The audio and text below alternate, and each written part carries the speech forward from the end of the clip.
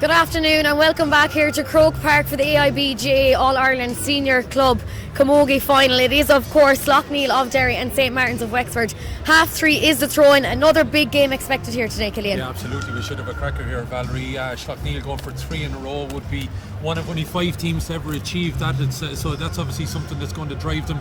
They're obviously glad to be back in Croke Park as well, and it will add something to it if they were to be able to achieve that.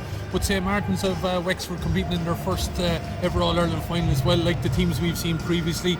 I'm sure coming in with a lot of experience. The likes of Mags Darcy and Nolene Lambert know how to win All-Irelands and have won them here in Croke Park. So they will be driving that, along with a large number, of course, of the O'Connors, who were, again, all related.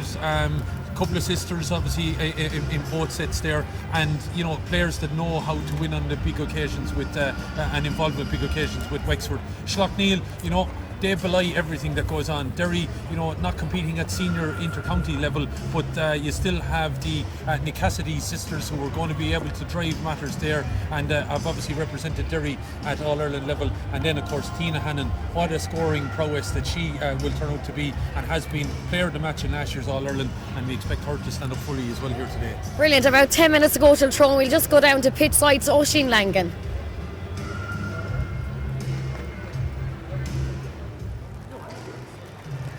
Welcome to pitchside, where it is raining cats and dogs. I'm joined by the very brave Muireann Muratainen, Public Affairs Head with AIB, and of course Kathleen Woods, the Camogie Association President.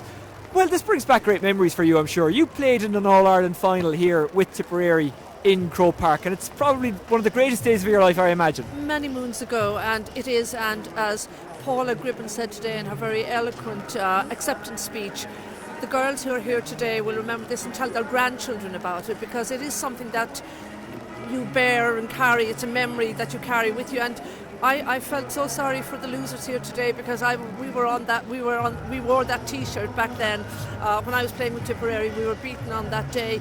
I do remember the whole point of being here is the experience of representing your county or your club. And as Paula also said today, representing your club is a particularly special occasion, because it's the essence of the game, it's the essence of the organisation, and ultimately these girls, the friendships they forged today and the sense of pride representing their parish can never ever be replicated. And that's a really good point to make, because the feeling of defeat, that feeling of hurt will go away, the friendships won't. No, and Galtier, I could see the tears, the girls mingling with the rain here. There were tears of joy in the stand as they accepted, and the winners, the victors of the day. And then you have to think of the losers too, because they will feel bad tomorrow when they wake up and they've lost something, that great expectations dashed. But they have next year, and they're an inspiration to the girls that are coming after them as well. So don't lose hope, go back training, and the bad memories will be replaced at some stage by something hopefully more victorious. They will indeed. And Kathleen Woods, President of the Camogie Association, we got the final in the first game that we expected, didn't we? It was tight and it was tense and the conditions made it tough, but the players still gave it everything and gave us a great show. The game today is the essence and the soul of our game. Those 30 girls, 35 girls maybe, played their hearts and souls out. They gave it all. Their club, their game. I am so proud of them, each and every one of them. I have to agree. We learn and we teach our players to win with joy, but we also learn to look after the losers and lose with dignity. And I have to say that is what I witnessed out here today. Joy and dignity. And well, AIB supporting the Camogie Club Championship for 6 years, supporting the club game for 28. Absolutely. And days like today are why? Absolutely, and they support the hurling and the football and the camogie, and that's the essence of being at the centre and the heart of the community, that you're bringing something that's so precious to our Irish culture, so much part of what we are. It's a wonderful day regardless of the circumstances. The girls are out there, they are oblivious to the rain, or they appear to be oblivious to the conditions. They show great heart, bravery, tenacity, endurance, everything that you expect in these fine people, and they're demonstrating it here today, all for home, all for parish. It's so important. The second game about to get underway, St Martin's against Slaughtneil. We're going to get a belter, aren't we? Very much. Yeah, it's going to be another cracker. Yeah, these girls are at the top of their game. Slaughtneil going for 3 in a row. St Martin's, hungry team. I'm really looking forward to it. I know, well, you'll be hoping that Tipperary will be back here a bit later in the year. You'll be in your blue and gold supporting them all the way. Absolutely, and in the meantime we're just going to go and pray. And try and stay dry, which is an even bigger difficulty on a day like today. So we're coming up to the senior final in just a few moments. Slaughtneil taking on St. Martin's. Richie Power and Ursula Jacob, our panellists who've been with us throughout the day, are about to rejoin us. Richie and Ursula, I might bring you back in for your thoughts on the second game. It's going to be a bit of a cracker, isn't it, Slaughtneil against St. Martin's? Yeah, I think so. It has the makings of it anyway, Oisín. You just be hoping that the conditions don't impact it too much.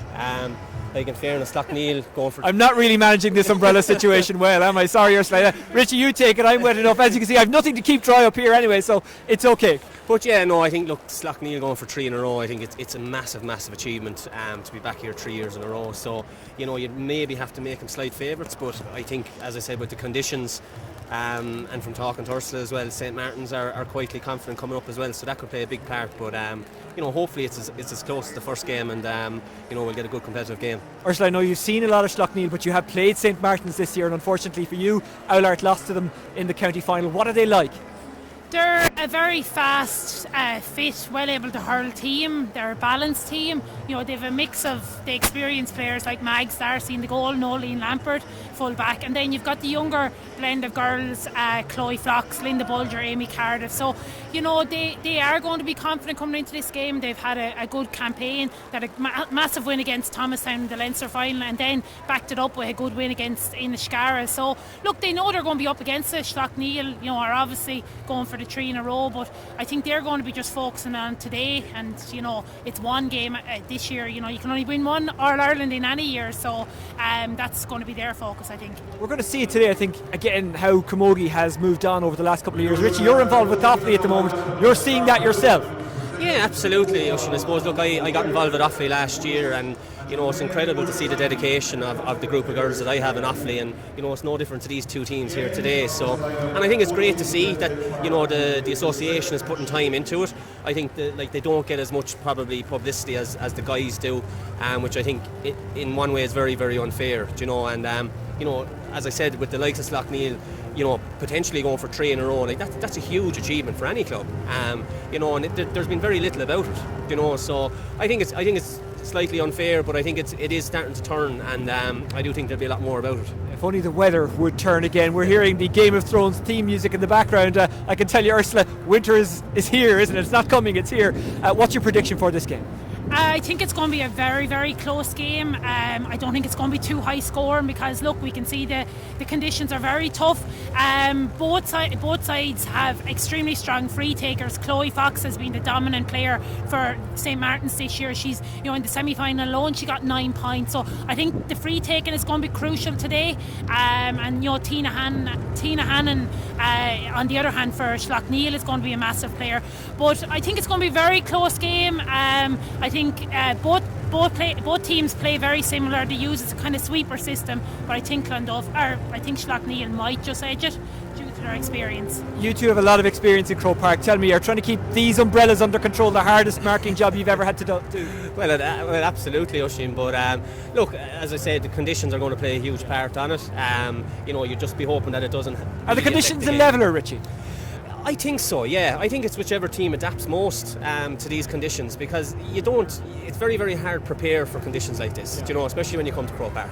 And I think whichever team adapts to it, but once that ball is thrown in, really kind of have to forget about the conditions and really go hell for leather for 30 minutes and then go in and regroup at half time. And I think, again, like we've seen in the intermediate final, I think whoever gets the quicker start today, is going to be crucial. The first kind of 5-10 minutes, settle the nerves. Only a handful of these players for the Martins have played in Croke Park before, Nolene Lampert, Max Darcy. The rest, you're getting used to the setup, the dimensions, everything's that bit bigger here today, whereas Slaughtneil have the experience of playing in Croke Park 2 years ago, and obviously didn't get to play the final here last year due to the weather, but they've got that little bit of experience of playing in this grounds, and they know how to win on our All-Ireland final day.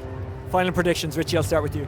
Yeah, I think just experience, Oisín alone, and having been here before and done it, I think Slaughtneil might just shade it, but again, I think conditions are going to have a huge bearing, and if Martins can get a start in this game, I think they'll be right there till the end. But I'm going to put my hat in Slaughtneil's corner.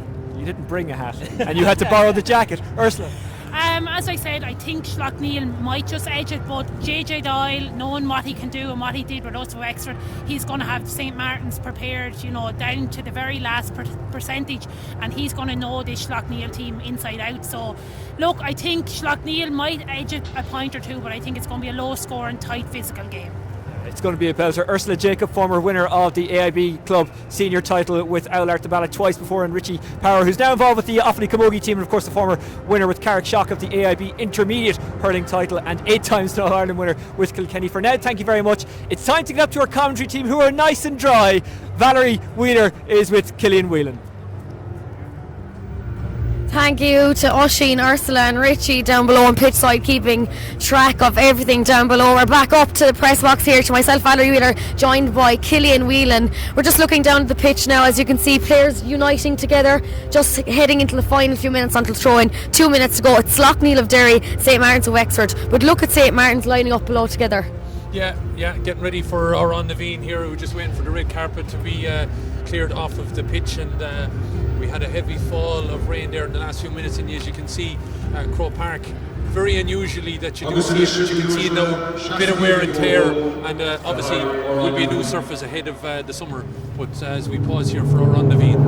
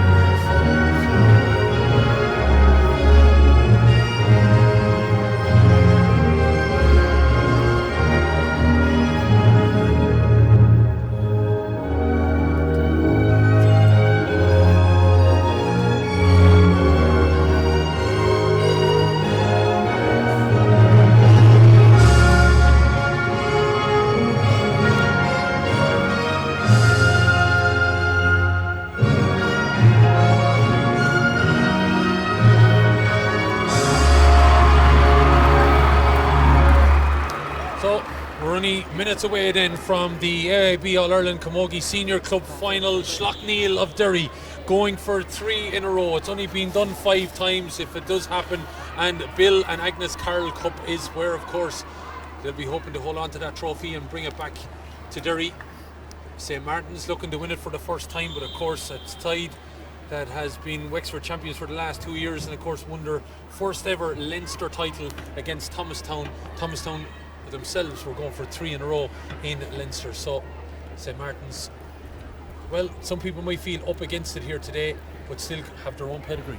Definitely. I think, both sides have huge potential here today. As you mentioned, St Martin's, they're the only team ever from the club to make an All-Ireland final, so you can imagine the support they have behind them here today. And Slaughtneil going for 3-0, it's such a big occasion for both clubs. It's going to be an absolute cracker of a game. Mags Darcy taking up position then in the canal end. She, of course, will Davin in, if you want to give it its new moniker, of course, for the last number of years, she'll know it well. Liz Dempsey is the match official. She's been helped out by Owen Elliott, Cathal Egan and Gavin Dunnigan, as Slaughtneil now try to get things underway with Shannon Graham. Will come forward on the ball. Both teams wearing a change strip, but I suppose not too much of a change for Slaughtneil. They're still as such in their maroon and white, whereas St Martin's having to wear the purple and gold as such of Wexford. But it looks like a specially designed jersey for the occasion for St Martin's. But anyway, on the attack here now is Slaughtneil with Sinead Mellon trying to get in on this ball. She's lost it a couple of times, looking to charge for a roll lifted up in her hand, but it's lost again. Looking to step around out of the traffic here a little bit, was failed Tierna Burke, but it didn't work out there. And really, she probably should have taken a shot at her own effort there. But the ball comes out, and the referee, Liz Dempsey, decides that, she's going to throw the ball in here. One change on the St Martin's team, and it is Amy Ryan, number 14, has been replaced by number 18, Aisling Cronin. And it's St Martin's that comes charging up the middle now with Ciara O'Connor. Ciara is playing alongside her sister Aisling, of course, today, and in midfield alongside her cousin Ella, and also her other cousins Katie. And there's another cousin, Sarah, who's on the bench. She is, of course, on the bench because she's had a cruciate injury problem that she's recovering from. But of course, they are all the daughters of the great George and John O'Connor that played with Wexford back in the 80s and 90s. So St. Martin's looking to, and those O'Connors especially, trying to equal their dad's accomplishment of winning an All-Ireland here. So Meg Darcy comes all the way across, and she's been told her to place this ball. Darcy connects with it up along this side. You can hear the clash off the hurley there as the ball breaks off of Ní Cassidy Eilish. Ball breaks back out though into the grateful hand of Linda Bulger. Got a point the last day against Inishkara. Although it might still work out for Letty Whelan, who also got a point, but it's all the way through now to Brona. All the Ní Cassidys are sisters. But it's Eilish that's the only one that has only one All-Ireland club title. The Brona and Aoife, they have two and going for a third here. But it is St. Martin's now on the attack as they head into the Hill 16, and Katie O'Connor driving out with that ball, the captain, and delivering it over to the far side, where picking it up is Emma Codd, but the referee says that Emma Codd was fouling. And, we're probably struggling for a little bit of atmosphere here when you consider, I think, maybe the other two teams, what they brought. Yeah, definitely. It sounds like the crowd is not behind them down below. Maybe it's just getting started. It is very slow to start here, and there is not much atmosphere, but hopefully it'll pick up. It is a senior final after all. Yeah, well, I would imagine, I'd say Clonduff and Galtier had taken up all down underneath us, and when the Martins crowd and Slaughtneil came in, they had to go elsewhere as Josie McMullen comes forward with this ball, looking to step back out on the right, flick it towards the post, drops into the net. Max Darcy completely taken aback by that, and Josie McMullen has got her first goal of the day across both matches, and it comes here after 3.5 minutes, a fairly innocuous kind of goal. Oh my God, Mags Darcy, how she will be so disappointed in herself with that. She was really thought it was going over and it just dropped in behind her. That's a shocking goal. Josie McMullen will be delighted with that. So Slaughtneil with that start. Gives them into the driving seat all right as Siobhan Bradley came forward and looking to take the return pass, dropping another dangerous one in, and Darcy not taking any chances this time, bats the ball away, and it's going to be Nolene Lambert that's going to come out with this. Lambert though is robbed of the ball, getting in here, looking to charge forward on it now. Slaughtneil still in control of it. Have been sent back out the field though, and that's good play by St. Martin's that they have forced Slaughtneil further out the pitch. It looked like maybe Tina Hannon was going to get in there on that ball, but she went backwards with it, and well, St. Martin's have been an opportunity to get forward with it here, but not able to be kept in play there by Slaughtneil, and it's going to be a St. Martin's ball. But again, that ball that went in there, dangerous enough one. Mags Darcy couldn't take any opportunity, she batted it out. Yeah, do you know, maybe they have figured out, maybe it's something that they're going to try today, is drop it in high and hope for the best, and maybe someone's going to be inside. But that was another dangerous ball within seconds of each other, and Mags will be disappointed in that, you know. Goal dropped. I wonder, she's just keeping an eye on it. Maybe did the floodlights or anything like that? Of course, floodlights are on here now. Did they have any factor maybe in just the glare? Did they lose it or something like that? But I think Mags might have been thinking it was, as you said, going over, and she kind of was half turned as Slaughtneil come forward on you. So that's the goal that came here after 4 minutes, and it's come the way of Josie McMullen. Ball is inside though, going to shut off Hannon, but she's blocked down there by Katie O'Connor, and I'd expect that'll be a tricky battle here this afternoon as trying to win this ball. Marie-Claire Morrissey guiding it out a little bit, but Slaughtneil still have it in their possession, playing it in. It's a dangerous ball back in, and it well played back across by the corner forward Sinead Millen. It's going to be picked up here by centre back Aoife Cassidy, looking to offload it, looking to give it to Shannon Graham. Ball breaks though, and it's going to be a shot off, and is that their first point of the afternoon? It is, and it comes off of the hurl of Josie McMullen, and she's a goal and a point in 6 minutes here. It's actually amazing here. That's some play as well. I suppose the goal was it luck? She wasn't obviously aiming for that, but a goal and 1 point here in 6 minutes is not too bad for Josie.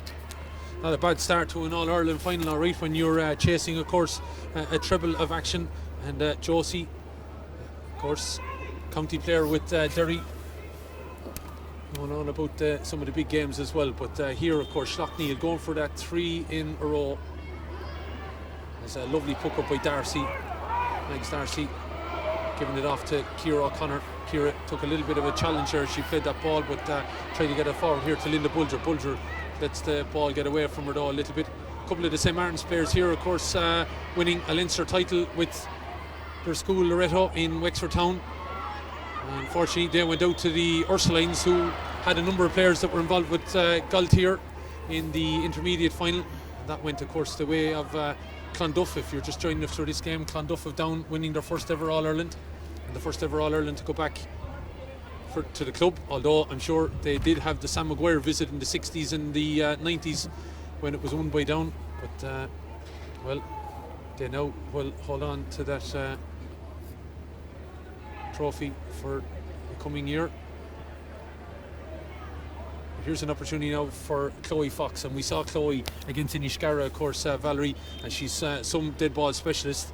9 points she got that day, 8 of them from frees. Yeah, she's going to be a huge influence here today, and look at that first strike. Right behind it here, but it looks like it's tailing out to the right and wide. And she's had a shot off, and at least I suppose St. Martin's haven't had to wait as long as Galtier did have to wait in getting a shot at the post as such. Quick puck out. So the puck out taken by Jolene Bradley to Brona Cassidy. And up it goes first Tina Hannon. Tina, of course, originally from the Nave Breed Club in Offaly, and won an All-Ireland Premier Junior and intermediate title with Offaly back a number of years ago. But Tina now well ensconced due to love up in Slaughtneil. Went to Australia, I believe, and came back with a Derry boyfriend. What do you make of that? You think you'd leave home and find someone from abroad, but no, you meet someone from down the road.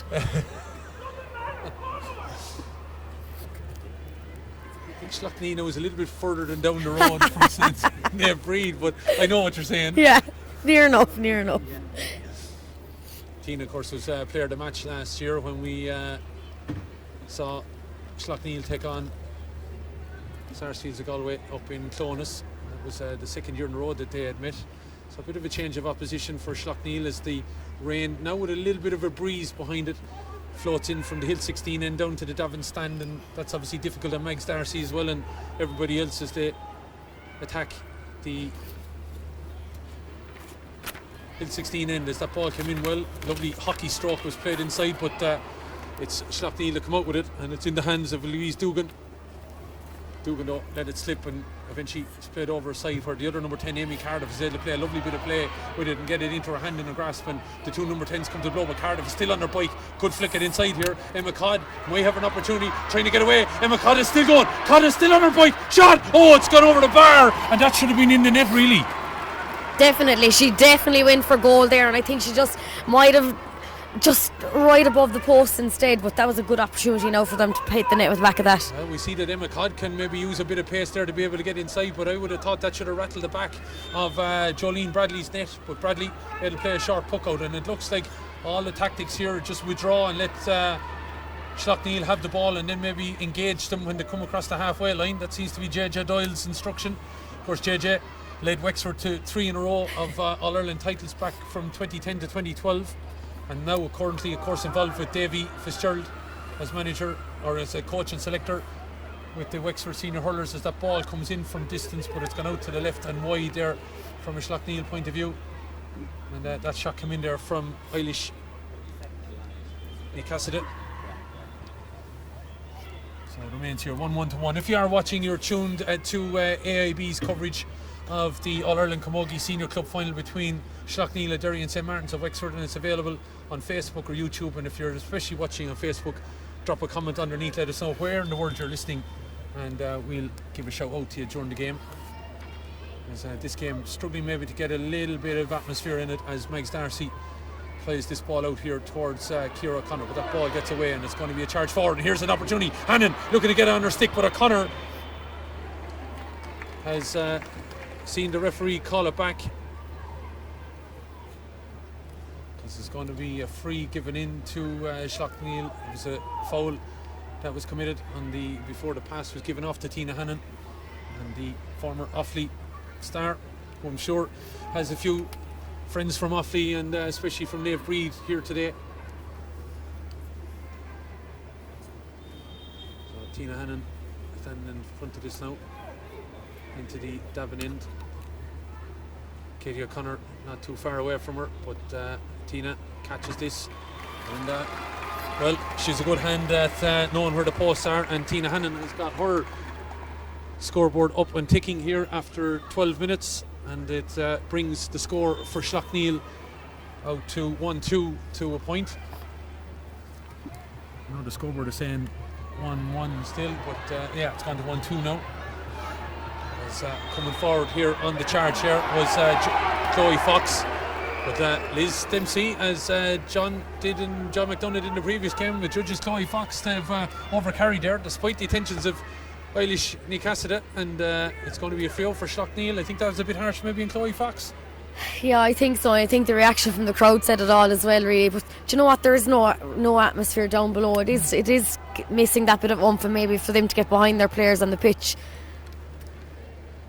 Croke Park is where you want to be as this ball is knocked long here now by Louise Dugan. Dangerous ball dropping in around the house. Darcy has to be alert, and the ball skidded away from her. She was just able to flick it away, and there's an opportunity maybe still accruing here now for the goal scorer Josie McMullen. Back out, Hannon stops it, getting towards Katie O'Connor. Hannon turning around the gap now a little bit, puts it on the end of hurl. She's got away from O'Connor, driving it in, and Tina Hannon has put it over the bar for an excellent score. Yeah, and what a score there from her. 2 points in 2 minutes. I know the last one was from a free, but she's getting her name on the scoreboard now, and on the, you know what, that'll give them the world of confidence that they're pushing on. Yeah, well, it keeps Katie O'Connor guessing for the next time, as the ball is delivered out over on this side of the field here now, where Eilish Ní Cassada is trying to get in there and win it, and also Aoife Ní Cassada, and Aoife's in there helping out. Linda Bulger trying to win it back, but it's the number 8 of Shannon Graham that comes up and tries to deliver it into the corner here, where Sinead Mellon was held off there well by Mary-Claire Morrissey. Morrissey going to try and dig it out. Mellon in there still. Mellon looks to have won the battle here, but the referee Liz Dempsey says that it's going to be a free out for St. Martin's. Liz, of course, who refereed Slaughtneil in the All-Ireland semi, whereas Owen Elliott was the man in the middle down in Waterford IT when St. Martin's defeated Inishkara. Owen Elliott's on the standby referee here today. He's on the line down below us, and Cathal Egan as well, along with Gavin Donegan I should say, of Dublin. As Mags Darcy has come all the way from her goal to have the hurl dried, and want to see this free now on the 20-metre line. Coming up on a quarter of an hour gone, 1-3 to a point. Martin's needing something, you would feel now, to get going again in this game. Ball driving forward, and Mary Barrett let it slip from her grasp twice there now, and trying to control it there and keep it in. Siobhan Bradley being helped out there by Feltara Burke, but Burke is in there. Also in there is Graham trying to win it back as well. Bradley, ball trying to get a leg in there. Mary Barrett trying to keep an eye on the proceedings. Aisling Cronin, but referee says that there was a sweep across the body there of Ella O'Connor, and it's going to be a free for St. Martin's.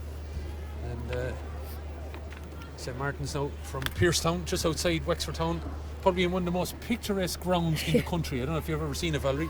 Yeah, it is. It's absolutely beautiful. Nice opportunity here now from.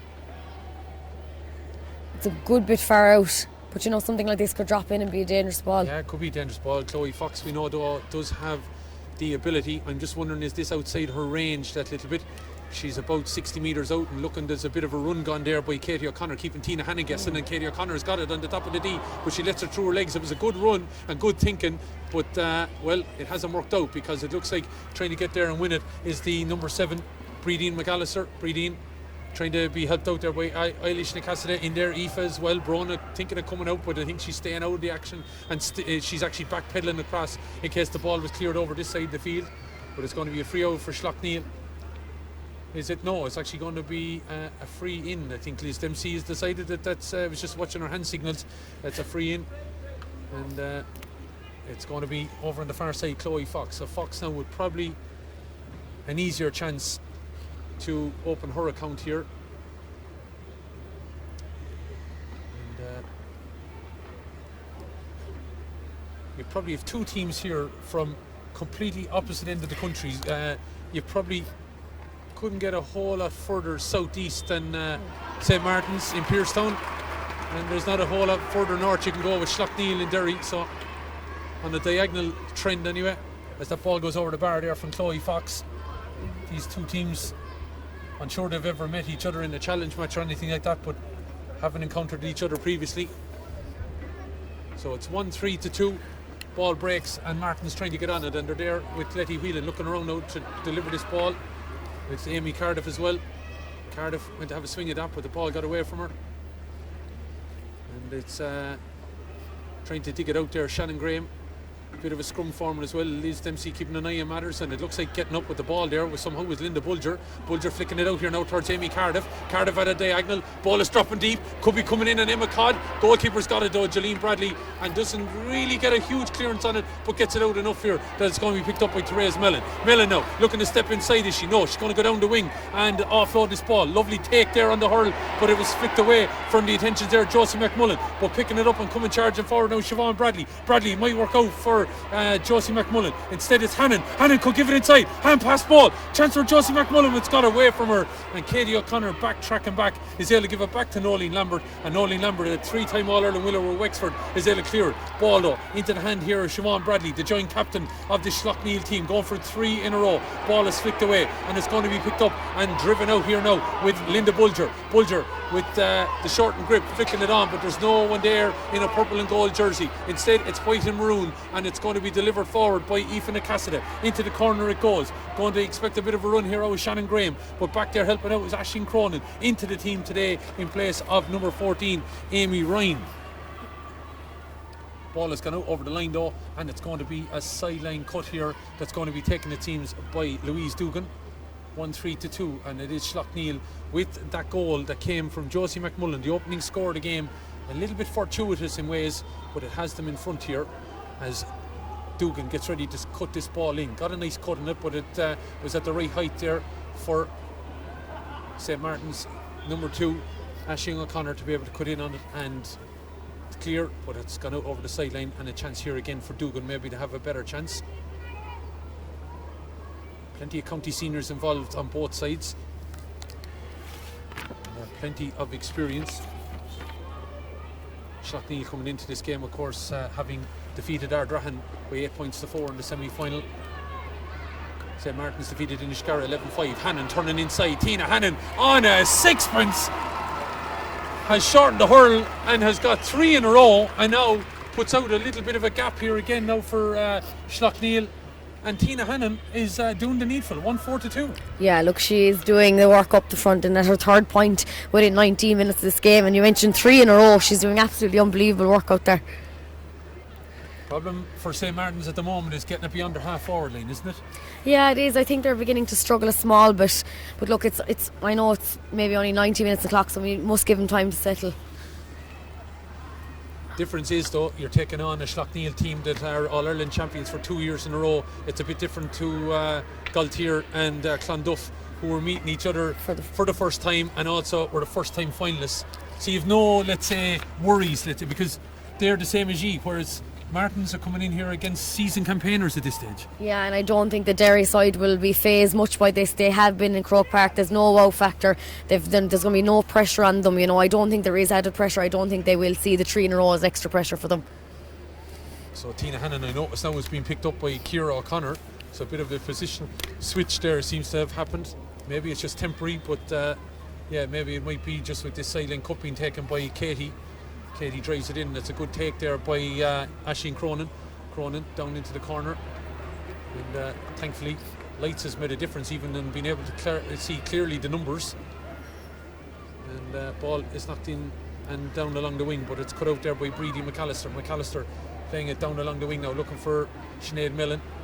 Slaughtneil have a couple of players missing from last year's All-Ireland final, but they've injected a little bit of youth, it would seem, into the whole panel. And that maybe has given them a little bit of a drive on. Of course, we better mention Damien McEldowney. What a week it has been for him so far, and it could be an absolutely fabulous week. His believe his wife was due a baby, and the due date was today, Valerie. Yes, it was today, but luckily enough for everyone involved, the baby boy was, I suppose, welcome to the world last week, which is a sigh of relief for everyone, I'm sure. Like, imagine being today sitting inside the maternity ward, hoping for the best for your side, but... Tina Hannon with this free, it's going to drop short though. It's a dangerous ball. If someone got a flick and a ball breaks, and it could have been anyone's there. Looks like it could be dig up with Josie McMullen in a minute here. Therese Mellon was in there as well. Ball comes in. It's fired over the bar, and it's from Sinead Mellon, the number 15 there, that got in and got that over the bar. That was good play there.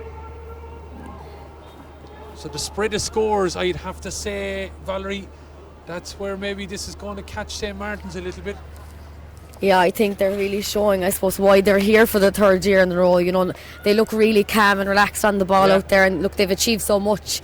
They just know there's no panic with them. Yeah, absolutely. As onto this ball now comes Shannon Graham, looking around to deliver it. Up along the corner it goes, and up the wing. Ball breaks off of the hurl of Aisling O'Connor. Here's Hannon though, putting the boot down. Tina Hannon, luckily she was knocked back there by Ciara O'Connor, but Hannon has a shot at the post, but it's gone to the left and wide. Tina Hannon with a miss there. Doesn't often. She's a fair burst of speed though over short distance. I was just going to say her speed there was crazy, and I think if she's gone within 2 or 3 steps, there's no way you're going catching her. Ball is out towards Katie O'Connor over on the far side, being tracked by Sinead Millen. Got the last point for Slaughtneil. O'Connor is still going, looking to flick it inside. Probably should have held on to it there. It didn't really work out, and Slaughtneil have been all over it now to be able to drive this ball forward.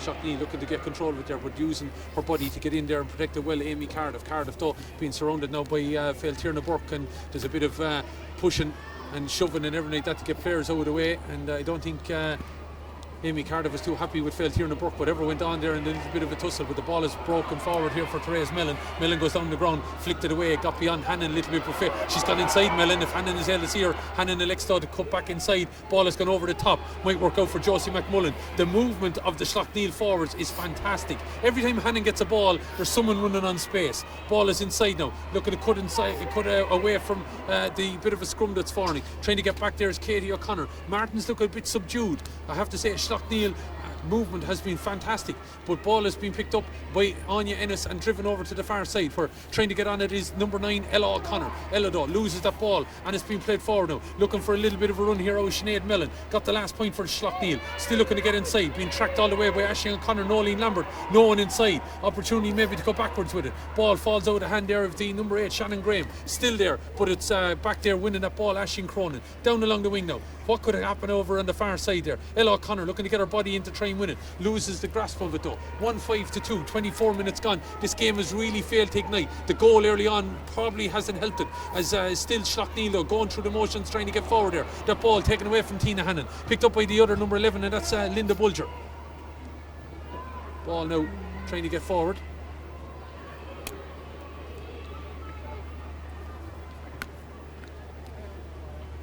Still looking to be dug out. Lots of players in there. You can hear the JJ Doyle down there. One of these get in there and do something about it, and eventually that is done, and done well by Ciara O'Connor. Takes it up along the far wing now. No one though in there, because unfortunately Letty Whelan had come out a little bit short, and it's going to be picked up back there by Brona Nicaside, giving it out the wing. Ball is going to be sent down the far side then, over where there's I think one steward and maybe a cameraman over there. As on the move now is Sinead Mellon. Mellon looking to get forward, taken, fall to the ground, but no fouls to the referee. Ciara O'Connor was there, but one back now. Slaughtneil could have an opportunity here. Got to be careful. St. Martin's pushing the back surely there on by Therese Mellon on the St. Martin's defender, and there's no doubt about it. Liz Dempsey spotted that one. Yeah, it was the right call to make there. So Mike Darcy with this chance now, and trying to keep the hands warm, and top of the hurley dry as well as she looks to drive this. But I have to say, Valerie, it's missing the atmosphere maybe the first. Now that's probably to do with the spectators are gone from really underneath us. I'd say there's a lot more up in the back of the stand, but even the game, Slaughtneil, just you would feel going through the motions a bit. Yeah, they're just easing the way around the pitch. It's kind of just, there's no real panic with any of the players out there. You need to say to them, this is an All-Ireland final, you know, you need to get into this game and wake up a small bit. Yeah, Max Darcy, that long ball though has been cut out by the wing back there, Eilish Nicaside for Slaughtneil. And then eventually it's got forward. Tina Hannon now getting a little bit of extra special attention, I would imagine, because she's got the last few scores. Got a little bit of a nudge as she played that ball off, but it was Martins that won it and then went to play it forward. And it is a ball that's going to be played by Slaughtneil. Dominic McKinley, of course, big Antrim great, is the Mayor Ferna down there telling Eilish Ní Cassidy maybe what to do with this. And he's allowing her to dry her hands and dry the hurl. Dominic, a fair coach in his own right. I see McEldowney down there, Damien down there as well. As this ball is played inside by Eilish Ní Cassidy, and it's going to be a chance for Tina Hannon. I don't know why Hannon is getting that amount of space. Surely she needs to be tightly marked as she played that one-handed away somehow here to centre back Aoife Ní Cassidy. Ball is inside now. Here's a 2-on-2 situation that you'd fancy that it's going to suit Slaughtneil. Coming charging forward there was Josie McMullen, and Mullen was upended. The referee says it's going to be a free in. Noeline Lambert knew she had to probably do what she did, but it was fairly over robust. Yeah, no, she had to do something, because that definitely was edging more and more towards the square and into the back of the net past Mags Darcy. So as you mentioned, she had to do something about it, but maybe not as much. I think as much. I was thinking I would be surprised if Liz Dempsey didn't have a word with her, and she is talking to her, and I think she's going to get a yellow card for that. She led with the hurl up into the chest area, and Noeline Lambert has picked up a yellow card, but Noeline, a fair tough operator in her day, has won 3 All-Ireland titles with Wexford, and she wasn't going to let Josie McMullen get in there a second time. Josie already has a goal and a point for her name, and that came in the first 6 minutes. 28 minutes, Tina Hannon, player of the match in last year's final, has a chance to put this ball over the bar, and Tina Hannon has done that. Tina Hannon is pulling a lot of strings out there, Valerie. Yeah, look, she is, and I'm surprised that I suppose St. Martin's haven't realised how much ball she's getting on and how much space they're giving her. Like, she's 4 points got now, but she's on every ball, and as you mentioned, they need to mark her. But even we're able to see here, Tina Hannon, her movement off the ball when she doesn't have it is phenomenal as well. She's always alert and moving as this puck out comes from Mags Darcy. Down along the wing here, trying to get it was Eilish Ní Cassidy. That surely should have been a free as she came crashing through Chloe Fox, but the ball is worked out for Linda Bulger. But they don't have Chloe Fox up now to maybe have a shot at the post. But here's Aisling Cronin delivering to the right and wide. And this is the problem for St. Martin's, is their shot selection. Eilish Ní Cassidy, I don't know if she knew what she was doing, but definitely Chloe Fox was taken out of play then, and she would have been someone you want on the end of that ball. Yeah, I think if Chloe was down there, she would have maybe had more of an opportunity for St. Martin's side. She seemed to have picked up a bit of a niggle, but she's back up and she's... Yeah, she got a bit of a dunt in the back, all right. She was in a scrum of players, and Eilish Ní Cassidy will probably feel she went for the ball, but Chloe, a little bit smaller in stature, did feel the weight of that challenge as the puck out doesn't go well now. Here's an opportunity, could be turning into something for Bulger. Bulger though has to step out a little bit, get it on the end of the hurl and put it over the bar. A good score, but there was a goal opportunity. Yeah, I think, you know what, she should have realised that there was someone in front of her, and they need to start maybe having a quick look around and maybe not as panic as much, because if she did pass it in, who knows what could have come of it. Well, credit Slaughtneil, they got back in numbers there fairly quickly when that puck out there from Jolene Bradley didn't work out, but 1-6-3, and really it's come at the half time now, and Martins, you would feel, Valerie, for to look at the start of the second half, needs something to happen majorly. Yeah, they definitely do, but they're getting on more and more ball here, but they just need to get the opportunities. The Bulger nowhere to go, and she's overplayed the ball, and that's good play there from 2 Slaughtneil players. Just got in around her. I suppose they didn't do anything to her, but it was a bit like the choke tackle in rugby. Just stood their ground, waited, and because she'd no hurl, she eventually fouled the ball. Yeah, and that just shows Slaughtneil's experience there. They knew that if they eventually did that, she would overcarry. Yeah. Just the experience coming to show here for Slaughtneil. And as you mentioned, look at the way they run quickly before the ball. They're already seeing what could happen, what opportunities can come from a puck out or a free. Absolutely. As Louise Dugan knocks this ball long, it's a dangerous ball, it's dropping just on the edge of the square, it gets away. Darcy's got to be careful. Mere Slaughtneil players trying to get a kick at it. Therese Mellon was in there, ball eventually Mellon somehow gets it back out. Tina Hannon trying to come on it, but it's Amy Cardiff, looks like she's got the pick of it, and eventually it's clear down along the wing, but that could have been again a dangerous ball. Eilish getting Nick Cassidy going to have a shot at it, but a bit of a fresh air one, and it's getting in there. Cardiff, and the referee says that's it, done and dusted. Liz Dempsey has seen enough. There wasn't a whole lot of stoppage. Jaded Doyle has a lot of work ahead of him at half time here. If he's to motivate his troops, I'm sure he's going to have words with Maura O'Connor, Benny Ennis and Noel Cardiff to see what they're going to do going in here at half time. But Slaughtneil may be going through the motions, but they're doing what they have to do to win 3 All-Irelands in a row, Valerie, and they're going about it well. Yeah, they're going about it the right way, definitely. But look, they are the more experienced side here, and they are getting on plenty more ball. But it's half time here, and it is Slaughtneil 1-6, St Martin's 3 points. We're going to head down pitch side now, where Oisin Langan is standing by. Oisin is there with Ursula, of course, Richie Power.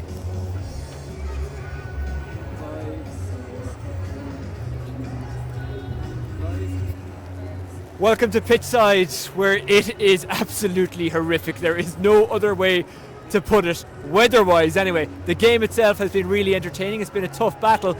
You know what, we're going to start with Marie Ling, because Marie Ling, you're a St Martin's lady, but also you're a branch manager of AIB Enniscorthy. It's not going well for your team so far, is it? Not so far, but we haven't got the win. So, I mean, I'm looking for the second half and totally positive about it so far. So, we've a very young team, they're very fit, and it's a huge community crowd that are up here today, from grandfather down to the young people who are out here on the pitch. So looking forward to it. A point before the break, that was a big needed score for St Martin's, wasn't it? Yes, it was indeed, yeah. And it was unfortunate the goal in the first minute. So look at when you see the conditions today, sure, all the other matches are cancelled today. All the men's matches are cancelled, but the women are keeping going. So well done. They are indeed. Come here, you mentioned it there, that this is a huge day for the community, it's a huge day for the club, no matter what the result. And we said this of Galtier, who unfortunately lost the first game. You can take from this, you can build from this. Oh, absolutely. There's 260, I think, in the club, in the Camogie club. I mean, imagine that. They're competing under every age group, under 12, 14, 16. All the mothers, all the grandmothers, they're all up making sandwiches, they're all up having fundraisers, everything. It's a fantastic community spirit, and that's what AIB loves to support. And as a Martins woman, I'm so proud of them all. Very well done. I know you have to go and do the half-time speech for St Martin's. I'll probably let you into the dressing room. Thank you very much. Richie Power and Ursula Jacob are going to stay with us. Richie, half-time, they're trailing, and by a long way, St Martin's. What do you do? What do you say? How do you get back into this? I suppose, Oisin, you just go back to basics. You know, JJ will get him into the dressing room, calm him down. You know, realistically, take the goal out of it. There's not an awful lot between the teams. You know, which was very unfortunate for Mags. Mags is normally very, very assured on the goal. I'm sure she thought the ball was kind of. And she's made a couple of saves since. Absolutely, you know, and like she settled into the game well. Again, I think we saw at the start nerves on St Martin's side were very, very evident. Slaughtneil have been here, they've done it, and you could see it, the way they're playing. You know, I have to say that their style of play is absolutely phenomenal. And I suppose that's why they're defending All-Ireland champions. So, you know, but again, listen, there's 30 minutes to go. If I was JJ, I'd got exactly what I said about the first game. Girls look each other in the eyes, have no regrets walking off that field, and if the result doesn't go your way, it's something that you can build on going forward. And just in case you weren't with us earlier on, Clonduff of County Down beat Galtier of Waterford in the intermediate final. Ursula Jacob, you pointed it out during the first half. Physically, Slaughtneil are stronger, and it's making a difference. Massive good. The most threatening line for St Martin's is the half forward line, and I just feel that the Slaughtneil half back line, the two Cassidy sisters, are just powering forward and setting up attack after attack. And Shannon Graham midfield, you know, got a super point as well. And then look at Tina Hannon, who maybe is small in stature, but by God, she's had a fierce good first half. 1-4, 1-2 from play. She's really dictating and controlling how things are in that forward line, and Martins are under severe pressure, and it's forcing then the Martins half forward line to come back, because they're trying to block out the space in front of Tina Hannon, and you know, it's then they're not having as much threat up in their own side. But credit to them, Linda Bulger got a super point just before half time there. And look, JJ will really, you know, just say, look, we need to focus on ourselves now, tighten things up at the back. In the All-Ireland semi-final against Inniscarra, you know, they had the wind in the first half and they still only went in by a point, and they had a super second half. So that's what the Martins are going to be looking for in the second half here. Richie, Tina Hannon is an Offaly lady who actually lives up around Slaughtneil. You're part of the Offaly setup. you'd love to get her back for the summer, wouldn't you? Because she's having a stormer there. Yeah, absolutely. By far, she's the standout player on the field. Ursula was saying she got player of the match in last year's final as well. She's absolutely outstanding, left and right. Free taking has been very, very good, and just her overall attacking play. When she runs at the Martins defence, they've no answer to her. And look, we've tried, and I'll try again to get her back. But look, phenomenal player. And I think Slaughtneil are very lucky to have her. Get a helicopter, get her up and down. That's the only way to do it. We're at half time in the AIB All-Ireland Senior Club Camogie final. Great scenes around us, as you can possibly hear, and we're going to see some great scenes, I think, as well in the second half. You mentioned there about Martins not being able to get the ball into the danger zone enough in the first half. They did once or twice towards the end. How did they do that again and again and again? Well, it's just getting the likes of Chloe Fox, who's the most influential player in the Martins forward, getting her on the ball more, getting more possession to her. Now look at Aoife Cassidy is following her every inch of the grass here today, and it's just getting more support play. That's the difference for me. Slaughtneil have more support play today. They're running off each other. There's always someone on the shoulder, and they're using the ball better. The Martins are kind of just clearing it because they're under so much pressure, because Slaughtneil are putting 2 or 3 players in on every tackle. It's just becoming focused, a bit more controlled, and maybe taking an extra look up if you can. Yeah, your former Kilkenny colleague Tommy Walsh has said that over the last while he's been doing punditry. No longer can you just clear the ball as a defender and expect the forwards to win it. You have to give clever, accurate, pinpoint passes. Yeah, absolutely. And look, with the way teams are setting up nowadays, like there's sweepers in play, you have to try and take the sweeper out of the game. Slaughtneil are playing with a sweeper, and she's doing an awful lot of hurling. So yeah, like from a Martins point of view, maybe take that extra step, kind of break the tackle and then look for the offload, which Slaughtneil are doing perfectly well. And as Ursula said, there's always someone on their shoulder, whereas Martins are trying to clear it and they're not really looking at where they're clearing it, So I think, look, a little bit more composure. Can you get that right at half time? Can you get that such a thing that's going wrong like that right for the second half? Yeah, absolutely, and it's up to the players. The players have to take responsibility for this. JJ Dial can only do so much. He's prepared them as well as he possibly can, but it's up to the 15 girls that take to the field now in the second half. And if I was them, I'd just say, look, we've nothing to lose here. They're 6 points down against the All-Ireland champions. Probably people not giving them much of a chance in the second half. But what better way to be going into the second half of an All-Ireland final? These girls just have to say, let's hurl off the cuff, let's play with a bit of freedom and see where it takes them. They need to cut Tina Hannon out of this game, don't they, St. Martin's? Without a doubt, as I said, she's been the most influential player for Slaughtneil, so definitely curbing her influence on the game is going to be massively helpful to St. Martin's. But also just picking up on Richie's point there, Brona Cassidy for Slaughtneil fullback is left completely on her own, and she's controlling things there on the edge of the square. You just push up on her, do you challenge her? I think you have to, because look, you see in there when Slaughtneil had a puck out, it went short and she missed it, and Linda Bulger got the score from that. So it's about getting tighter in on your marker. You can't leave a full back, so she's going to have a field day if she's left there on her own, so it's exerting that bit more pressure and influencing on her then. Do St. Martin's need to gamble here in the second half? Absolutely, I was just going to say it. I think they just need to go player for player. Let's have a go at it. As I said, they've nothing to lose at this stage. Slaughtneil have a 6 point lead. Okay, Tina Hannon needs to be taken out of the game if possible. They need to get tighter on her. And if they do that, then they have a chance. But absolutely, I'd be going player for player in the second half, and let's I suppose take them on and run at them and see where it gets us. I hope you're drier than we are wherever you're watching this. It is the AIB All-Ireland Senior Club final between St. Martin's and Slaughtneil of Derry. Slaughtneil leading at the break. We're going to have post-match reaction after the game, and of course all the fun and frolics of the trophy presentation, if there is one. If it's a draw, we're going to a replay. This, of course, AIB's 6th year involved in the Camogie Club Championship and their 3rd year to stream it live, and of course they're 28 years involved in the Club Championship, and we're going to be back on St. Patrick's Day for a double header between Corofin and Dr. Crokes of Kerry, and of course St. Thomas's of Galway and Ballyhale Shamrocks of Kilkenny in the hurling. That's going to be a good day. Just before we hand back to Valerie and Killian in commentary, what are your predictions for the second half? Richie Power, I'll start with you.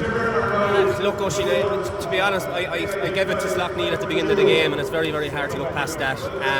I just hope St. Martin's come out and say, right, you know what, let's just play and let's just see what we can do and run at them.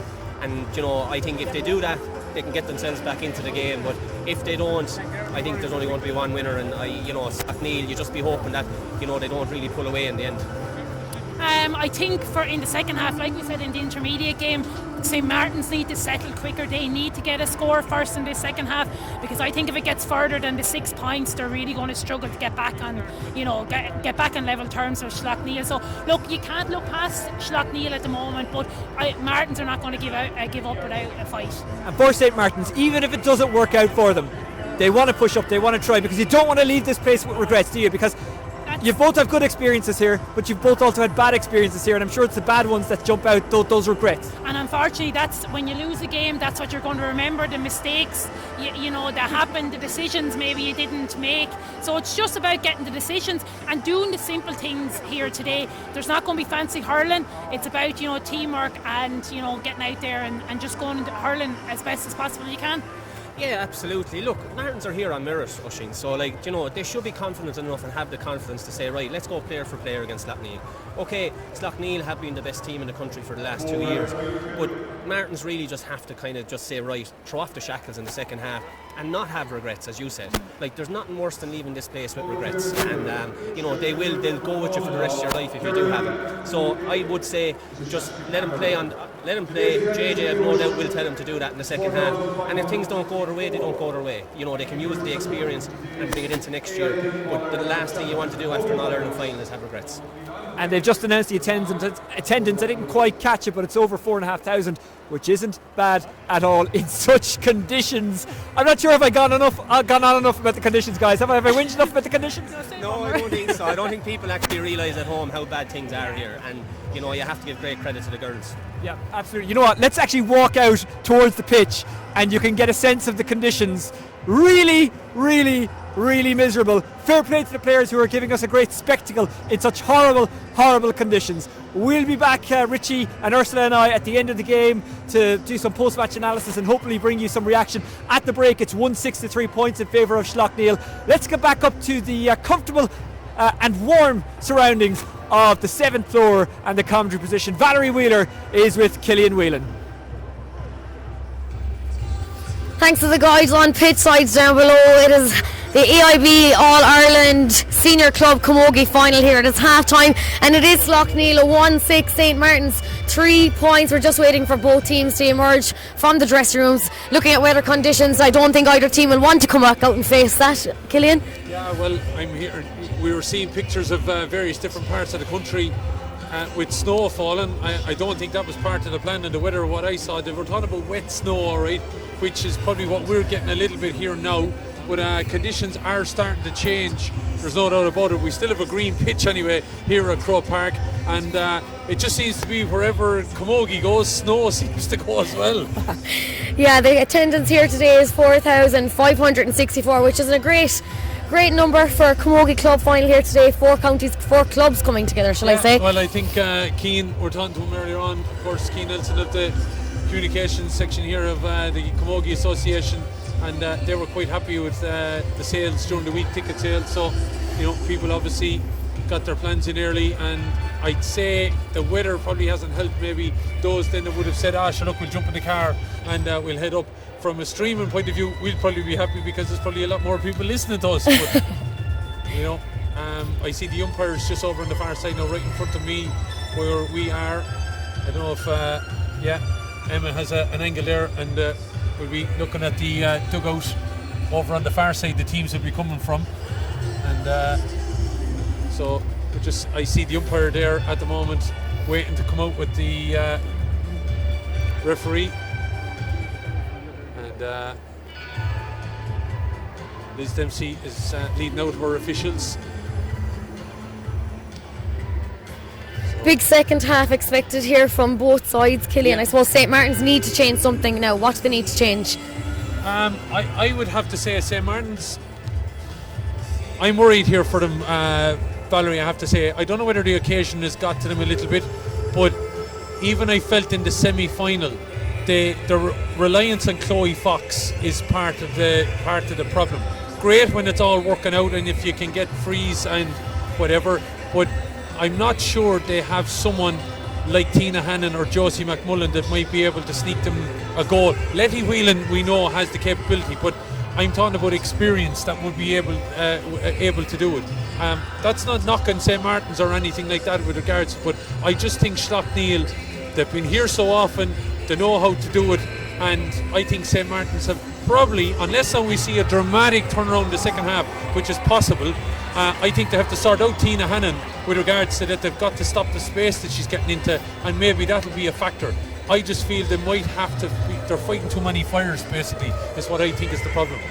Yeah, look, I suppose they're up against Slaughtneil of Derry, who are in a really an experienced side. Going for 3 in a row here today, could it be their day, Killian?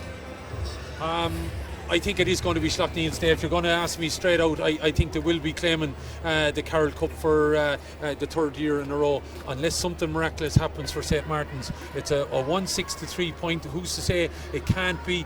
But I didn't see enough in that first half to suggest that St. Martin's could be winning this title, unless they set up something like they did with Emma Codd. That chance that Emma Codd got should have been a goal, I would have felt. But unless something like that happens, I think it's on its way back to Ulster. Waiting for the officials then to clear the backroom officials of both teams, and Liz Dempsey then of Kilkenny will throw this ball in. Seagulls are coming down now. They're looking for some of the pickings, I would imagine. And half an hour to decide where the Bill and Agnes Carroll Cup will be for 2019. And straight away Slaughtneil, ball down into the corner here and out into the wing forward position, and a free being committed. And this is the problem, you see, that Valerie, I was just saying to you, that, you know, committing easy fouls like that, and Tina Hannon will slot them over all day. Hannon then going to have a chance at this.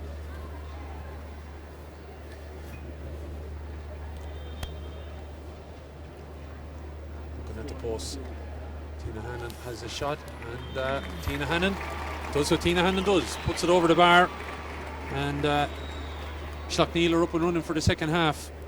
And that's just exactly what St. Martin's didn't need. It was the concession of possession straight from the throw-in, Valerie, and then the easy concession of the free. Yeah, as you mentioned, Tina's going to slot that over. It's her 5th point here today, first and second half, and she's going to punish them if she gets those frees. Then the Bulls are now a long way out though on the halfway line, delivering it. As you can see, Croke Park suffering a little bit in the weather conditions. We do know obviously there's going to be a change of surface in the coming weeks and months, but it's probably, I have to say, nearly the worst I've seen it in a long time, as this ball is played in here by St. Martin's, but it's driven wide there by Emma Codd. And a chance gone a big in there. Shot off really that maybe shouldn't have been taken and should have been recycled a little bit better. They really could have done with that score. I know being 7 points behind with 32 minutes on the clock is worrying for St. Martin's. Might just check in on the Facebook comments or see if we anyone abroad or beyond, and give them a shout during some of the quiet periods here at 1-7 to 3 points.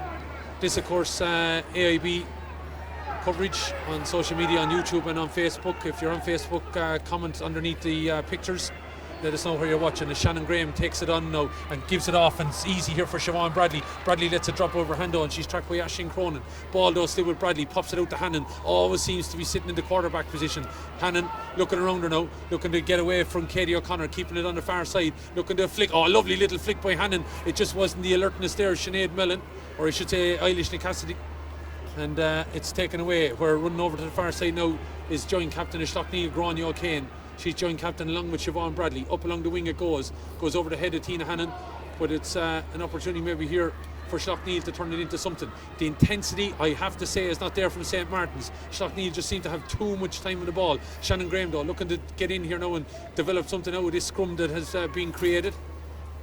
Eilish Cassidy in there as well. Also in there is Phil Tierna Burke, and Liz Dempsey says she's seen enough and she's going to call a halt and have a throw ball. Again, as we said, atmosphere a little bit lacking, and that probably started all the way back on the 4th minute when Josie McMullen's fortuitous goal went in. She was having a shot at the point, the ball just dropped short, and in between the crossbar and Megs Darcy, as Tina Hannon gets this ball now, stops in the tracks and then flicks back onto the left. What a ball to deliver to Aoife Cassidy. Tina Hannon, oh my God, What a bit of play. She's just everywhere. She's after giving everyone so much opportunity. But you have to give credit to other players spotting that she has got the ball, and they are taking the run to get into the perfect position for Tina to pass it to them to get that score. Yeah, no doubt about it. Aoife Cassidy made that run, but it was Tina Hannon that runs out, keeps on the end of the hurl, thought about maybe dropping it in, and then cuts the run, tips back onto her left side and drops it into Aoife Cassidy, who points and makes it 1-8-3. This game, I think, is going from St. Martin's unless something happens ASAP. As coming forward on the ball now is Chloe Fox. Interestingly, just goes to show you the work that they've done in Chloe Fox. Her scoring tallies up to today have always been above 5 to 6 points. Yeah, look, Slaughtneil have done their homework, of course they have, and they knew that she was a big threat today from St. Martin's side, and you mentioned she was 9 points the last day in semi-final against Inniscarra, so they knew that she was someone they'd have to stay by close to today, and they are doing an exceptional job of keeping her out of the game. Yeah, so it's good play. Brian Conley on to say horrendous conditions for both sets of players. Yeah, there's no doubt about that, Brian. With people watching from Australia, Yeah, I'm sure. and New York. A bit warmer. Small bit warmer than here. Karen Burry is in East Galway supporting St. Martin's.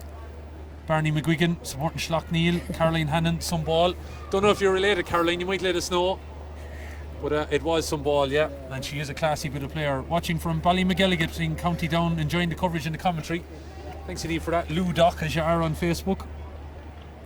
Anya Byrne, go on Slaughtneil. John Snoddy is there in New York. Enda Dunn is saying, yeah, no snow here yet. As we get ready for this free to come in. Referee calling back Chloe Fox, and Chloe probably trying to steal a yard or two in the hope of trying to get a score here. St. Martin's badly need a score. Haven't had one now since the 17th minute, as Fox puts this ball on its way and up and over the bar, and there is Chloe Fox. You know she can do that. 36 minutes gone. Sorry, I said the 17th minute, the 30th minute. Linda Bulger point just before half time, but that brings them on to 4, 1-8-4, 7 points down though, and linesman is calling his Dempsey's attention. I think is there an issue with the technical equipment or something like that. She wasn't able to hear, but there might be the fourth official is just coming out as well. So I would imagine we all have our problems with technology, especially on wet days. It just seems to affect everything. Yeah, we've more people tuning in on the AIBJ stream online on Facebook and YouTube. People from Jersey, people from Cardiff, everyone cheering on Slaughtneil, and of course St. Martin's. People Seattle representing from Seattle. Someone is. Imagine, yeah. That's Molly Shanks Hughes tuning in. California they mentioned there as well. Alicante, someone's in sunny Alicante as well. Sinead O'Callaghan. Sinead, I'm sure you're delighted to be in Alicante. Katrina Parrock, of course, famed Wexford Camogie player, getting a mention in that comment. I don't know if Katrina's out in Alicante as well, but it's probably a little bit better than it is here now. Don't know why you aren't out sunning yourselves, girls, but anyway, you're watching Martins, and this is Chloe Fox tries to take this game to Slaughtneil, but Slaughtneil doing the needful of shoving the back there on Bredeen McAllister, and it's going to be a free out. And I just feel, Valerie, you've said it already, Slaughtneil don't seem to have been overextended here so far. No, as I mentioned, they're really cool and they're really calm out there on the ball. You know, you wouldn't think by looking at them that they're under any stress or pressure being in an All-Ireland final. It's just coming second nature to them now at this stage. You know, it's almost too easy for them. Caroline Hannon says she's a less talented sister. That's a bit harsh. We'll ask Tina about you afterwards, Caroline. This ball breaks and could have worked out for Hannon there, but it doesn't. Better say hello as well. Patter Dempsey wants to wish the Martins well. Madagascar. Wow. Rachel Healy. Wow, there's somewhere definitely exotic. Yvonne O'Neill enjoying the coverage in Austin in Texas. Dermot Hessian saying, Dermot O'Leary, watch the stream, as this ball is played in. And it was Chloe Fox trying to get on it, but what a play by Phil. Tierna Burke was getting back, a great hook. Picked up here now and on the move with Dugan. Louise Dugan playing the ball over to the far side, where Aoife Cassidy got the last score for Slaughtneil. Is trying to get down on this ball. Looked like she was fouled by Aisling Cronin, and it's going to be a free in for the All-Ireland champions. Double All-Ireland champions. Look like they're going to add one more title to make it a treble, and as we said, it's only been done 5 times then. What a little club Slaughtneil are. Of course, at one point were Ulster champions in Camogie. hurling And football. Phenomenal, isn't it? Phenomenal. It's amazing. And sometimes people, you think that, look, maybe the achievements go unnoticed up there, and they're just an amazing club and so small for something to come out of it. 3 in the 1 year was just it's magical for them as a club and for the local community up there. You can imagine them being behind their players here again today. Maria Glass is watching in Laos here. I'm sure she has connections on the Slaughtneil team. As Tina Hannon plays this ball back out, Eilish Nicassida tried to go in there. Hannon tries to get in the wing back, but it's going to be cleared here now by Katie O'Connor. O'Connor down along the wing towards Amy Cardiff. Cardiff puts it on the end of the hurl now and goes for a bit of a tour of Croke Park, stepping inside and outside and keeps going beyond Louise Dugan. Still going Cardiff, good strong run now, needs a little bit of movement inside, plays a little dinky ball, but it looks like it's going to be cut out by corner back there, Kate McEldowney. As it's going to be an opportunity now for Slaughtneil to build from the back. Looked like there was steps there taken by Eilish, but Liz Dempsey happy, and now she couldn't catch it a third time, so ball is delivered off. Going to be on the move here though, St. Martin's, driven up through the middle of the field. Ciara O'Connor taken away from her. Eilish Nicassida scoops, lifts it into the hands here of Kat McEldowney. McEldowney down along the wing, trying to find an attention. Got a bit of a slap across the arm there, Sinead Mellon, but it's ball has worked out for Slaughtneil, and then crudely taken to the turf there with Shannon Graham.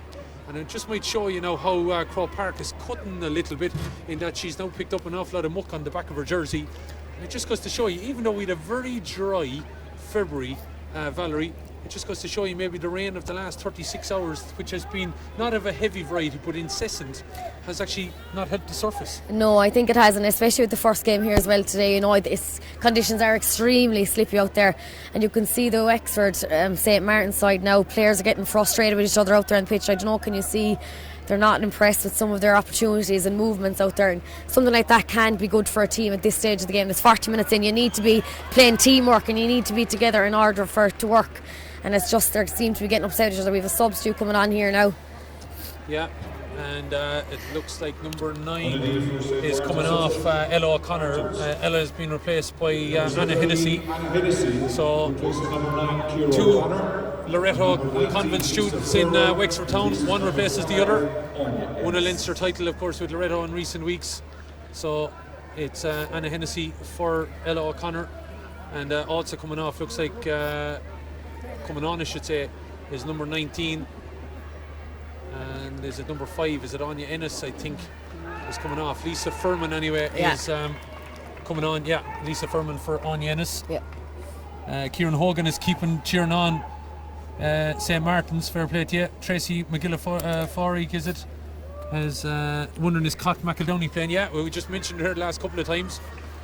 Probably hasn't been in much of the play in the last while, especially in the first half, because she wasn't probably troubled too much.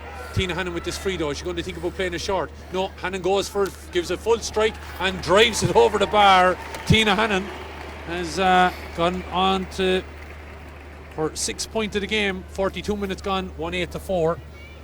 Watching in San Francisco is Sarah Kelly. Watching in Singapore is Sinead Neal. And Donald Bohanna is in Tamun in County Wexford. We went exotic places, and then we definitely went the most exotic. Of course, and look, this is all part of what the live stream is about, is people get all over the world getting to see it, and it's great. Fantastic. We've gone to Laos, we've gone to Singapore, we've gone 8 hours one direction and we've gone 8 hours the other direction in California and Seattle. Just goes to show you the GA connects you anywhere you are. We're here though, just letting you folks know, in freezing cold conditions, probably the coldest day we've had in a while, but it is turned miserable and snow in certain parts of the country. But we have All-Ireland Club champions already. The intermediate title already gone Ulster's direction, and it looks like the second one is going to go the same. Clonduff of Down were victorious by 10 points to 9 in a very close encounter that got even closer in the closing stages. They led from pillar to post, with the Down and Ulster champions victorious in the intermediate final. And it looks like the Derry and Ulster champions are going to be victorious here, even with 17 minutes remaining. The lead 1-9-4, and look like they're going to put All-Ireland titles back to back to back. We're in Western Australia. Good luck, Lisa and the Martins from Signet Bay Pearl Farm, from Gary Furman. Hello to you, Gary. We've Eugene O'Keane and Jackie O'Keane watching from Canada, of course. Yeah. Someone saying it's a lovely day in Slaughtneil, Bernadette. Lovely day in Slaughtneil. Yeah, I heard you mightn't be getting the weather until later on. But Philadelphia, Noel Doherty. So we've touched nearly some of the major cities, and Eugene O'Kane, Jackie O'Kane watching from Canada. Great to see a large volume of people. If you are watching, let us give you a shout out as the ball breaks here now with Amy Cardiff trying to dig it out there. But would you believe, coming in and winning, Shannon Graham. Graham has been phenomenal. She's done an awful lot of dirty work with Liz Dempsey. Tells her that time she's overplayed the ball, and it's going to be a free out. Graham tried to charge forward there without her hurl, which she's entitled to do, but she was overstepping it, said Liz Dempsey. Slaughtneil crowd not happy with that, but JJ Doyle out having a word with Katie O'Connor as this free about to be delivered in by Chloe Fox. And there's JJ Doyle telling Chloe, take her score here, make it 1-9-5. She's going to be 45 metres up with the linesman saying, no, come back here. Owen Elliott telling her to mark it as the sleet starts to fall again here at Croke Park. Chloe Fox comes up to this, doesn't catch it particularly well, kind of scoops it into the middle. It might work out though, but no.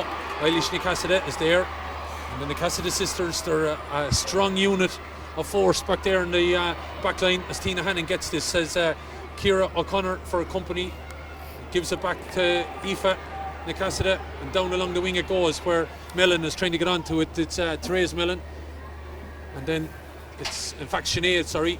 Therese is here over on this side in front of us, and it's sideline ball over on the far side for the St. Martin's, Wexford and Leinster champions. We've loads more people tuning in from all over the world. We've Kieran, he's in Perth, Western Australia. We've people, someone from Peter Hagan and Sinead Conlon from Ballinderry, and they're watching from South Africa. Very someone good. Claire McGrogan is in Afghanistan. Ambrose Stafford, New Jersey. Abu Dhabi, missing out on this year's final. Dervlin McGuigan is watching, and watching from St. Paul in Minnesota. Very much appreciate these live streams. Well, Steph, hope you're happy with that. As your Steph's Twin Cities there, I know you pick us up on some of the other Camogie coverage that we've done, but ball is with St. Martin's here now as they come forward. As you said, you're enjoying the coverage, and if you want to start maybe thinking of nominations for player of the match, we'd appreciate them, and we'll let our colleagues on the sideline know. As St. Martin's maybe taking the game a little bit more now to Slaughtneil in the last few minutes, Valerie, but it's all about getting the scores, and they may need to register a big one shortly. Yeah, I think they do now at this stage. 1-9 to 4 points on the scoreboard. It's heading to 47 minutes here in Croke Park, and you just think that they need these opportunities. At this stage, you don't know what St. Martin's are going to do to get back on top here or anywhere near it. Ball is breaking down inside now. Here's an opportunity, maybe trying to burrow away through is Linda Bulger. Bulger's still going, and Liz Dempsey says it is a penalty. Drama in Croke Park as Linda Bulger tried to make her way through there, and Liz Dempsey definitely was in a better position, and obviously she felt, her way was blocked. She hit the deck. Penalty. Yeah, it's something that I was just saying, I don't know what St. Martin's were going to do to get back top of this penalty. Do you know what? It might give him some bit of confidence and give him the drive and determination to keep battling here until the end. Sinead Musgrave is thank you for the streaming and listening and watching in Macclesfield. We've also got someone from Las Vegas, Mahara, Beijing, Oshie Motors in Beijing. Una McGrogan here, big shout out to my niece Emer, and we have Katie O'Neill watching in Morocco. There we go, lads. We've hit nearly every continent, I think, at this stage now. And with the sleet falling now, it's actually getting a little bit heavier. Wow. I hope we all can get home. There's a few with a bit of a longer trip than me, but Limerick is, I think, a call for a lot of them. As Chloe Fox steps up to this now. 3 on the line. Here goes Fox. Shot. Ball is rejected, though, on the goal line. Taken away very, very well there. Louise Dugan, what a big game she's having as well. And that penalty chance, we saw a penalty saved in the other game, and that didn't work out for the losers, and unfortunately the losing team here, that didn't work out, but Louise Dugan getting the break.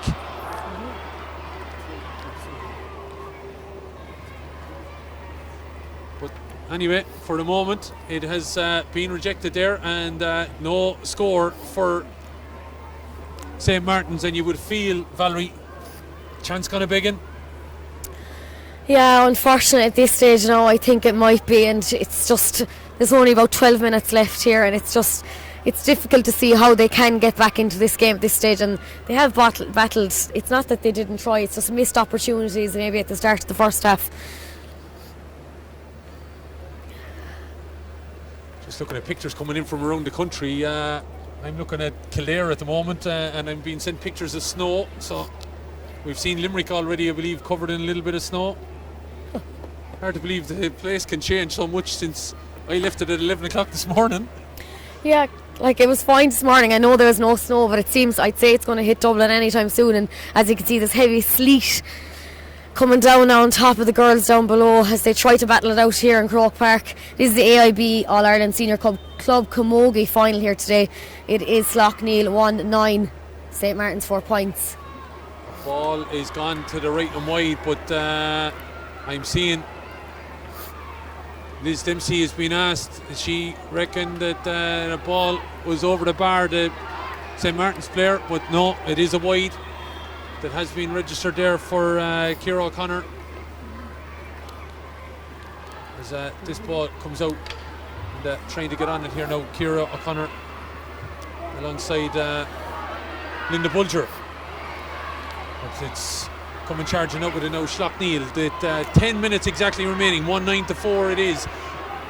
Ball is played inside here now by Ciara O'Connor. Martins need a goal, you would feel, if they're to make it a grandstand finish. Picking it up, Lisa Furman. Furman holding off, dropping the ball back out here. Emma Codd driving it in. Ball is batted away. It could have fallen straight to St. Martin's. Batted away by Jolene Bradley. And all of a sudden the Slaughtneil goal is being rained upon here. Ball going to be picked up there by Phil Tierna Burke. Looked like she was fouled. Going to be a shot coming in from Linda Bulger. And it's over the bar. And all of a sudden Martins have to woken up a bit. Yeah, they have, but it's almost, is it too little too late, Killian, for them to be up here, and as you mentioned, they're just hitting the up around the net there, but it's just, I think it could be a little too late for St. Martin's at this stage.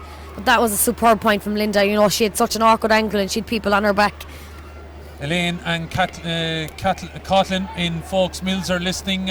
Katrina Quirk, Rosslare Harbour, Paul O'Neill in Oilgate, County Wexford, Adamstown, County Wexford, Alice O'Reilly is watching. A lot of people giving a mention for Shannon Graham, Rory McEldowney, Aina, Rory Francis and Dom Snell are in Matraville in Sydney, up the Emmets, and all talking about the great save that's made there. Bronnie Oliver's watching in Kilree, cheering on her Irish teacher, Eilish Cassidy. Well, Eilish Cassidy is having a fine performance here this afternoon. There's a lot of Slaughtneil players playing well and having good games. Siobhan Bradley is joint captain, of course, with Grania O'Kane. Gets his ball in the end of her stick and takes it down the field now. Looking to pop it into her Shannon Graham. Graham holds the ball off well there away from Aisling Cronin. Loses it though. Gets to her knees. Gets up off her knees. Still has it. Went to lay off the pass, but wasn't able to deliver it there. As picking up the ball here now is Nolene Lambert. Lambert having to come upfield to deliver this ball now, trying to drive on the Martins as the sleet connects now on the ground here a little bit, making it very, very tricky footing here in Croke Park, as the conditions have obviously taken a turn here in the last while. Ball is in the hands of St. Martin's as they're coming forward, and they have won as sideline cut. Mary Heaney Doherty is watching in Ballygarrett as people listening. Congrats to Cueva Glass on her engagement. Snow and Ashburn coming your way. Great commentary. Thanks, Brona. Come on, ye Derry girls, yeah. Regina Shufflin O'Neill. Aoife Parle is in St. Martin's and Gorey. Watching in Carlow, up Wexford. That comes in for Anne-Marie Darcy McWilliams. Great coverage. We're beating the football. Well, that's good to know. I won't mention what you're saying, but as you can imagine. And Regina Shufflin O'Neill is watching live in Philadelphia. Margaret O'Gorman watching in Tip. Great, we've just had a as the snow starts to fall here at headquarters. 1-9-5, and there are 7 minutes remaining. We just had a substitute in the meantime. Amy Ryan, number 14, came on for number 6, Katie O'Connor for St. Martin's. Ball is played inside now. Slaughtneil looking to hold on here to what they have, and Martin's all of a sudden throwing in the players. I think now people are messing with us. Yeah. We know if Antarctica has come in. It feels like Antarctica here. I don't know, Andrea, feeling maybe you're only down the road or something. Mick Kern at Cranford Camogie Club in Wexford. How are you, Mick? It remains on the scoreboard here, though, with St. Martin's an awful lot to do. 1-9 to 5 points.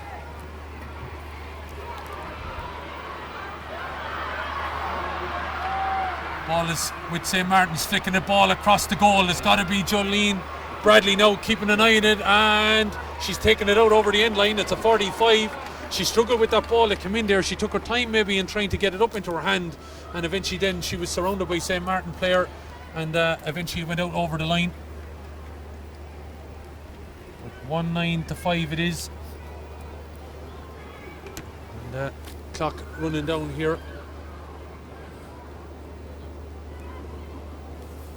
Mary Cogley is watching, Eamon Devlin, Joan Roach, Marie Duffy, Michelle Comer, Mary McCain watching in Manchester, Mary Curry watching in Mullinahone. In County Tipperary, another fine hurling and camogie location as this ball is driven in by Chloe Fox and over the bar.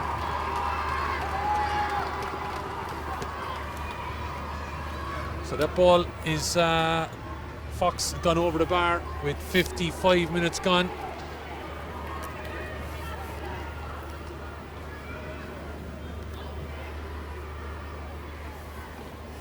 Ball on the screen. Nicola Dempsey's in China. As on the ball, all of a sudden, where did this St. Martin's team come out of? All of a sudden, Amy Cardiff taking it forward, driving it in, but she's driven it to the right and wide. And the thing is, if they had started this onslaught maybe 10 minutes ago, I just feel that Slaughtneil have gone into their shell a little bit. Yeah, I think really. Snow, what a scene. Here we go. The snow is falling heavy here in Croke Park for the AIB GA All-Ireland Senior Club Camogie final of Slaughtneil 1-9, St. Martin 6 points. The weather is just getting worse here by the second, so you can imagine both teams are battling it really hard in such horrendous conditions here today. But just look at that. I don't know, can you see it from our cameras below, but it's crazy to think that people are playing out in this. It's absolutely mental looking out there today. With 55 minutes gone on the clock here, it is, of course, Slaughtneil 1-9, St. Martin's 6 points. What a day.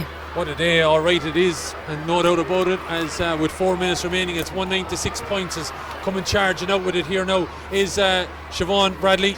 Siobhan trying to get this ball off now. Phil Tierna Burke trying to get it forward towards Tina Hannon. All of a sudden, Martins have pushed up the field. They've stopped withdrawn and they're starting to take the charge here to Slaughtneil, the All-Ireland champions, going for 3 in a row, as now it's starting to turn to snow here at Croke Park. Ball is played inside, looking for a little bit of movement now. Lisa Furman though being tracked all the way and being held off the ball there by Gráinne Kane. Ball hits the deck, having to go back for it there is Cat McEldowney looking to get the offload here, but it hasn't worked out. But there to send that ball out of the danger area is Louise Dugan. Some game Louise Dugan has had. She's covered an amount of breaks that have come off players, and now there's some players going down with cramp in various different locations here. Trying to keep warm now with the snow falling. Well, it's going to make it tricky with 3 minutes remaining. Look at that. I can't get over how bad the weather conditions has just deteriorated. We haven't long left to go. There shouldn't be much extra time here either in Croke Park. So I can imagine the girls out there are just, you can see them trying to keep warm. It's just so hard. I can't imagine what it's like to be playing in Killeen. We're frozen up here sitting down, but to be playing in that, raining on them for a full 60 minutes and now beginning to snow on them, it's just, look at them. You need to compliment both teams for battling it out in such crazy conditions. Yeah, there's no doubt about it. It is crazy conditions, but we're getting ready to get going here again. Snow not sticking or anything like that on the pitch, but Croke Park sideline, I have to say, is in. It's going to take a bit of work for the groundsmen, I would imagine, in the next week to be getting this all sorted out, as Tina Hannon tries to come forward, fails to get it up in the hand the first time of asking. But I'm not going to fault any player not getting the ball in the hand at the first time when you consider the conditions that they're now playing in. As Slaughtneil hoping to hold on to an All-Ireland title. Seen pictures from all over the country, loads of snow, and there's plenty of snow falling here now, just not sticking at the moment as the ball is charged forward towards Shannon Graham. have to say warriors all, anyone that's out there. Graham is inside, she's on her bike, coming to charge forward, hits the deck. Not the Cruin, says the referee. She gets back up, back out to Hannon. Hannon steps left, then right, then back in on her left. Hannon has the football fired in, but it's going to be taken away. But it's in there to be won. Josie McMullen, with the referee, says there was a foul somewhere and all of that, and it's going to be a free out. Time with Cruin now, 1.5 minutes. Yeah, as you mentioned, Killian, if people on this live stream want to mention who they think their player of the match is, do so. Definitely give us a shout out of who you thought played the best here today between Slaughtneil and St. Martin's, because look at the weather out there. Both teams have been absolutely great to be battling out in this. Yeah, as here come Martins now on the charge again, looking to have a shot at the post, coming in from distance, but it's going to go out to the right and wide. You can't say in the last 10 they haven't had chances. No, look, they've had plenty of chances here today, and I think that's what's going to be most disappointing for them. They had the chances, just didn't take them. I just wonder, maybe, I don't know, nerve, maybe everything, but they just didn't take it. I thought the game to Slaughtneil, if they'd come out with taking the game to Slaughtneil like this half an hour ago, it could have been so much different. As swirly snow starts to fall here now, we're looking at, would you believe it, Sarah O'Connor is about to enter the fray at Croke Park. A lady had suffered a cruciate knee injury, is about to resume her playing career on Croke Park on All-Ireland final day, as this ball is played off by Amy Cardiff. Ball is driven inside, here's Fox going to step in, Fox still going, is hauled down, no, it's taken away by Cassidy. Good tackle. Ball is now in the play of Mary Barrett dropping the ball in. Players are falling and slipping and sliding all over the place. Croke Park surface is eaten up out there at the moment in these conditions, but there is Shannon Graham again to dig a ball out and play it forward, trying to be Tina Hannon's now. Hannon looking to kick it forward, can't do. Still in a bit of a scrum, 1-9-6. We're in the added time, of which there'll be 3 minutes. Ball coming forward, 2 yellow helmets. One is Gráinne O'Kane, one is Tina Hannon. Hannon's on the ground, but the ball has been scooped up and taken away by Anna Hennessy. Anna Hennessy playing the ball inside. Fox trying to get on it, but it's there with Slaughtneil, looking to play it across the field. Taken up by Niamh Glass knocking it across, and the ball eventually then is finding its way over to this side of the field. 2 minutes maybe remaining. Josie McMullen went to play it forward, blocked down by Nolene Lambert. Lambert takes it out, plays a little bit of hockey with it, giving it off then to Amy Cardiff. Cardiff on the end of her hurl, 65 metres out, then 55, giving the ball here now to Letty Whelan. Whelan going to have a shot off her left, drives it in and drives it over the bar, Letty Whelan. 61 minutes gone, and she has narrowed the gap even further. Number 29. A ball going over the bar. Places number 15, Letty Whelan. 7 points to now have. Hasn't gone up on the scoreboard yet, but I have 7. I have 7, yeah. 1-9. 1-9. Yeah, 7 eventually gone up. No. And so now the goal would make things interesting now, wouldn't it? With Cliona Nimeenan, or Nimeenan, to give her Irish. I hope I'm pronouncing it right for all the crew up in Slaughtneil. She's on the field of play, and coming off is goal scorer Josie McMullen. It was a fortuitous probably effort in the end, but it's probably a goal that set the tone for the rest of this game, didn't it? Yeah, it really did. I think it came off as a huge surprise to Mags Darcy and the rest of the team, so they were caught off the hop, and it really did unsettle them from the day that. A minute of play to go.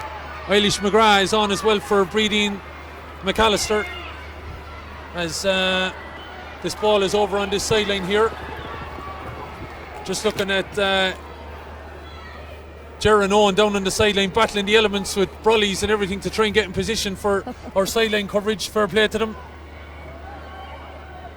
Shout out again to Emma and Luke and Mike and Dave. They're doing all the work here in the background. Just to announce that player of the match is number 11, the Slaughtneil Seagulls. So Tina Hannon has been announced as player of the match, and some achievement for Tina Hannon. Player of the match in last year's All-Ireland, player of the match in this year's All-Ireland. Yeah, for the second year in a row, Tina Hannon, look, she has been amazing, and people on the live stream, here she is, look at this. Hannon on her bike, going forward, the Offaly star, could she crown it for Slaughtneil? Plays a ball inside, this will be some story. Cleaning him in, trying to get a hurl on it, but Darcy is out.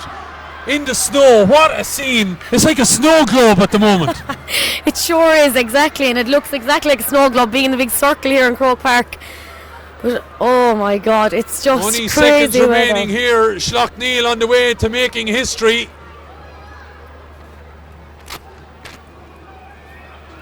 Coming from the skies, the heavens, and there it is! In the snow globe that is Croke Park, Slaughtneil have shook the whole Camogie world up, winning it 3 years in a row. What an achievement for the Derry girls. As the snow gets even heavier here in Croke Park, they've come out on top in the end. They didn't have to be absolutely fantastic in ways here today, Valerie. St. Martin's, you just have to wonder, could they not have brought the game sooner to Slaughtneil? It could have been different, but it's the Derry women who turn out at the victories here with 1-9-7 to win. Look, it's been absolutely an amazing game for Slaughtneil. As we mentioned, it came so easy to them. They were just on top all the time. They can be immensely proud of it. 3 in a row is absolutely amazing for such a club of Derry. The scenes here in Croke Park are absolutely mental. The snow is flying down top of them and no one cares because they've just won their 3rd All-Ireland final, club final here. It's just amazing. Look back in their jerseys is Garnarka Garcurla Kayla, meaning there is no strength without unity, and that's what those girls showed out there today.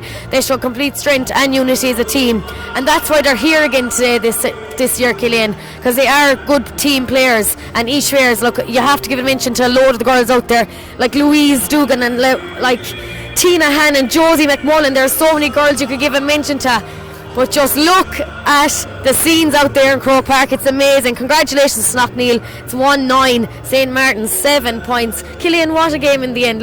Just look out there. It's crazy. Yeah, absolutely. I have to say, I've been at many a game. I've never seen a scene like this right now. As I said, it's like someone just got the snow globe and shook it all up the way it's swirling around Croke Park here at the moment. Hopefully you're enjoying our streaming coverage, no matter what part of the world you're in.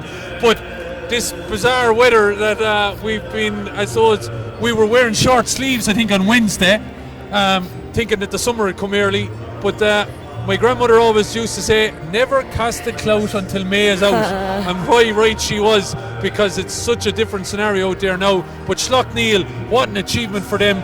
Won it in Croke Park 2 years ago, Clonus last year. I think they were delighted to get back to Croke Park to make history, and that they have done and come out on top here. But I have to give a word mention. I know Tina Hannon, what a player, skill, finesse, tenacity. But to me, 2 players definitely stood out there today for Slaughtneil in so much groundwork that they did. And Louise Dugan and Shannon Graham were phenomenal when things were going tough. They were absolutely huge. Look, Derry, Ulster, and now All-Ireland champions for the 3rd year in a row. It is Slaughtneil. We're going to go pitch side now. Oisín Langan is standing by with Ursula Jacob and, of course, Richie Power. Is now being presented by We're Tiny Head of Public Affairs in AIB to Tina Hannon. Welcome to the winter wonderland that is pitchside in Croke Park. Slaughtneil have become the AIB All-Ireland Senior Club Champions for the 3rd year running, and Ursula Jacob, who won this competition twice at Airlark Bala, you can't say they didn't deserve it. Look, it's a phenomenal achievement. They're deserving winners. It hasn't been done since Freshford back in 2006, the 3 in a row. And look, their motto is there's no strength without unity, and today it was a massive team performance, leaders all over the field, and look, they're fully deserving, and they had the all-round better performance in absolutely treacherous conditions. It's hard enough to stand here and talk, let alone go out and try play a match. And look, they had leaders all over the field. Defensively they were extremely strong, and then up in attack, I suppose most of the damage was done in the first half by Tina Hannon. Yeah, we're seeing wonderful scenes in Croke Park at the moment, Richie. Fantastic joy for Slaughtneil, despair for St. Martin's. We'll talk about them in a second. But for Slaughtneil, no arguments about the result. They were the better team, as Ursula said. Oh yeah, absolutely. I think from the first minute to the 63rd minute, Slaughtneil were by far the better team. And you know, like 3 in a row is an absolutely phenomenal achievement. But looking at that Slaughtneil team, you know, it's hard to see a team stopping them in the next year or two. You know, if they stick together. And the unity that's there, I know the unity that's in the club and the parish up there as well. So, you know, an absolutely phenomenal performance on a day when you can, you know, see the conditions. You know, like all the National Hurling League games were called off today, but yet the girls here went out and played. So, look, a phenomenal achievement and fully deserving. Well, the joint captains, Gráinne O'Kane and Siobhan Bradley, are up on the plinth at the moment, up on the podium making the speech. Not quite sure if you can hear what they're saying, but I'm sure the sense of joy is coming across. It's incredibly cold in Croke Park, but it's the warmest day of the year for them right now, Ursula, isn't it? Yeah, and when you win, you don't feel the cold. I think, you know, with your adrenaline, everything keeps you going, and they won't mind whether it's hail, sleet, snow. They're after, reclaiming the cup again, and they're going to be elated, and there's going to be massive celebrations. And you know, look, they fully deserve any accolades they get now, because it was just the strength that's in their panel and their team. And you know, they lost a couple of players from last year. You know, their joint captain last year, Claire McGrath, was missing, and a couple of others as well. So look, it's about building on each year, and I think they've done that. We're talking about the joy and the emotion and all that, Richie, but game plan wise, Slaughtneil got it right today, didn't they? Yeah, absolutely. And I suppose we said it before the game that they play with a sweeper. They set out with that stall today as well, and it worked a treat. It really did. And then up front, as Ursula said, Tina Hannon was immense again. She really was, and deservedly got player of the match for the second year in a row. But yeah, look, I think they have a game plan. They've stuck to it. You know, it's probably the third year in a row now that they've gone with the same game plan. They haven't gone away from it. It's a winning formula, and you can't blame them for that. It just goes to show that sometimes it's about tactics, and sometimes it's about players, and sometimes it's a mix of both, and it certainly was for Slaughtneil today, Ursula. Definitely, and look at, you know, in the second half in particular, when they got the kind of 6-7 points up, you know, Aoife Cassidy from centre back got a massive point, and I think that was really crucial, because it put them 7 points ahead, and the Martins were really going to struggle. And then they played rather deep, Slaughtneil. You know, they brought back Louise Dugan, who was named half forward line, and she came back and was covering the defence. And Slaughtneil, look at Brona Cassidy, as we said at half time, like, she was just lording it there full back, and no one could, you know, get past her. And even in fairness, Jolene Bradley in the goal, you know, when they got the penalty, the Martins, you know, she was very steady all day, and you know, looked up every time, and you know, they didn't really give Martins a sniff at getting a goal chance. Martins did have a big chance in the second half to bring it back to 3, Richie, but they missed the penalty, and it was always going to be tough from there, wasn't it? Yeah, it was. But like, in fairness, when you look at the last 7 or 8 minutes, Martins had a real cut off it, you know, and I would have loved to have seen them doing it from minute 1 of the second half, you know, and I just felt that they played a little bit, you know, they were observed a little bit. But no, look, absolutely, if they had got that, it would have made for a grandstand finish, you know, and anything can happen if you can get it back to 3 points with a few minutes to go. But as Ursula said, the goalie was outstanding all day, and she stood up to the task, and you know, once that didn't hit the back of the net, it was always going to be very, very hard for Martins to get back into the game. This will have to be a learning experience for Martins, Ursula, won't it? Because they're very young for the most part. Outside of Nolene Lambert, outside of Mags Darcy, yeah, they're very, very young. Yeah, an extremely young team, and look at sometimes, unfortunately, you have to you learn more from when you lose a game. And today, look at, they'll maybe rue a few chances and a few mistakes, but look, it was a massive achievement. You know, they won their first Leinster title this year and had a good run at it. And you know, sometimes, as I said, losing the game, you learn more, and no doubt they'll be back gunning again for honours next year. Great to see Siobhan Bradley and Gráinne O'Kane up there. We had them down actually recently at the AIB Camogie Club Championship Day, and they spoke very well about the club. They spoke very well about their love of camogie. Siobhan Bradley kind of basically not laughed off, but made light of the fact that she very often does 18-hour days because she works in Belfast as a nurse, never misses a training session, never misses a gym session. That's unbelievable dedication, Richie, isn't it? Absolutely, Oisín, and you know, like, I've seen the work that's gone in up in Slaughtneil. I was up there about 18 months ago, and it's such a tight-knit community and such a small community, and to do what they've done at both men and women's, you know, sport is absolutely phenomenal. But 18-hour days, there you said it, you know, and it's an amateur sport at the end of the day, so it's phenomenal commitment. You're showing phenomenal commitment, and I appreciate it. We are going to stay with you until we get some reaction from Slaughtneil.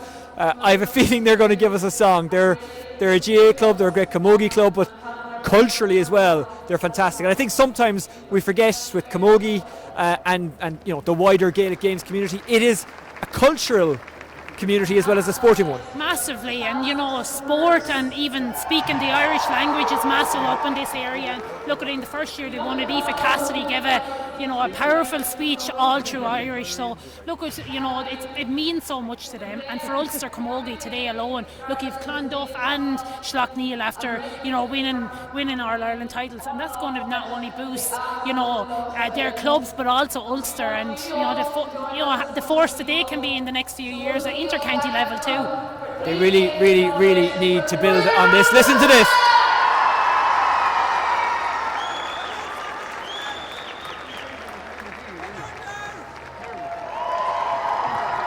What beautiful scenes, but you know what? There's joy in the stands, there's despair on the pitch. We're just looking at St. Martin's walking off, and it's a tough place to be for them, Richie. Yeah, absolutely, Oisín. But I think, as you said, they need to learn from today. They're a very, very young side, and I'm sure they will. And with the likes of JJ Dial over them, they're definitely going to learn from it. But look, it just wasn't their day, and against a very, very, very good Slaughtneil team. But I'm sure they'll be back again, and you'll be hoping to see them back here in the not so distant future.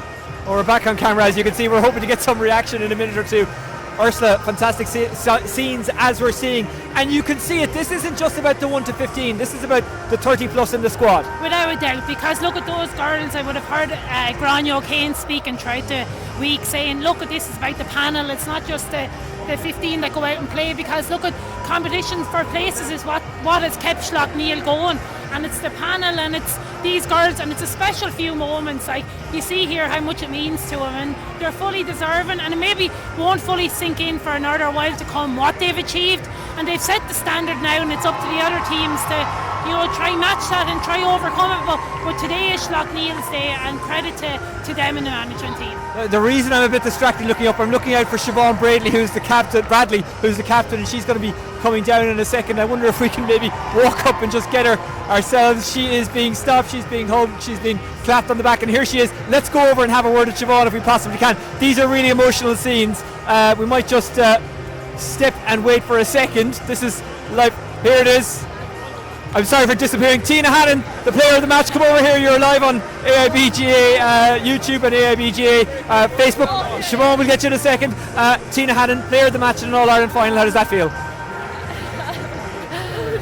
Amazing. I suppose when we were speaking about the whole 3 in a row, the way we put it was that we were just going to win. We wanted to win one All-Ireland. It wasn't about winning 3 in a row. It was about winning another All-Ireland. And we're just so happy we came here, we performed, and we've just such a great bunch of girls, and you just always wish that you can perform in the day, and I feel like we did. We put in a really great performance.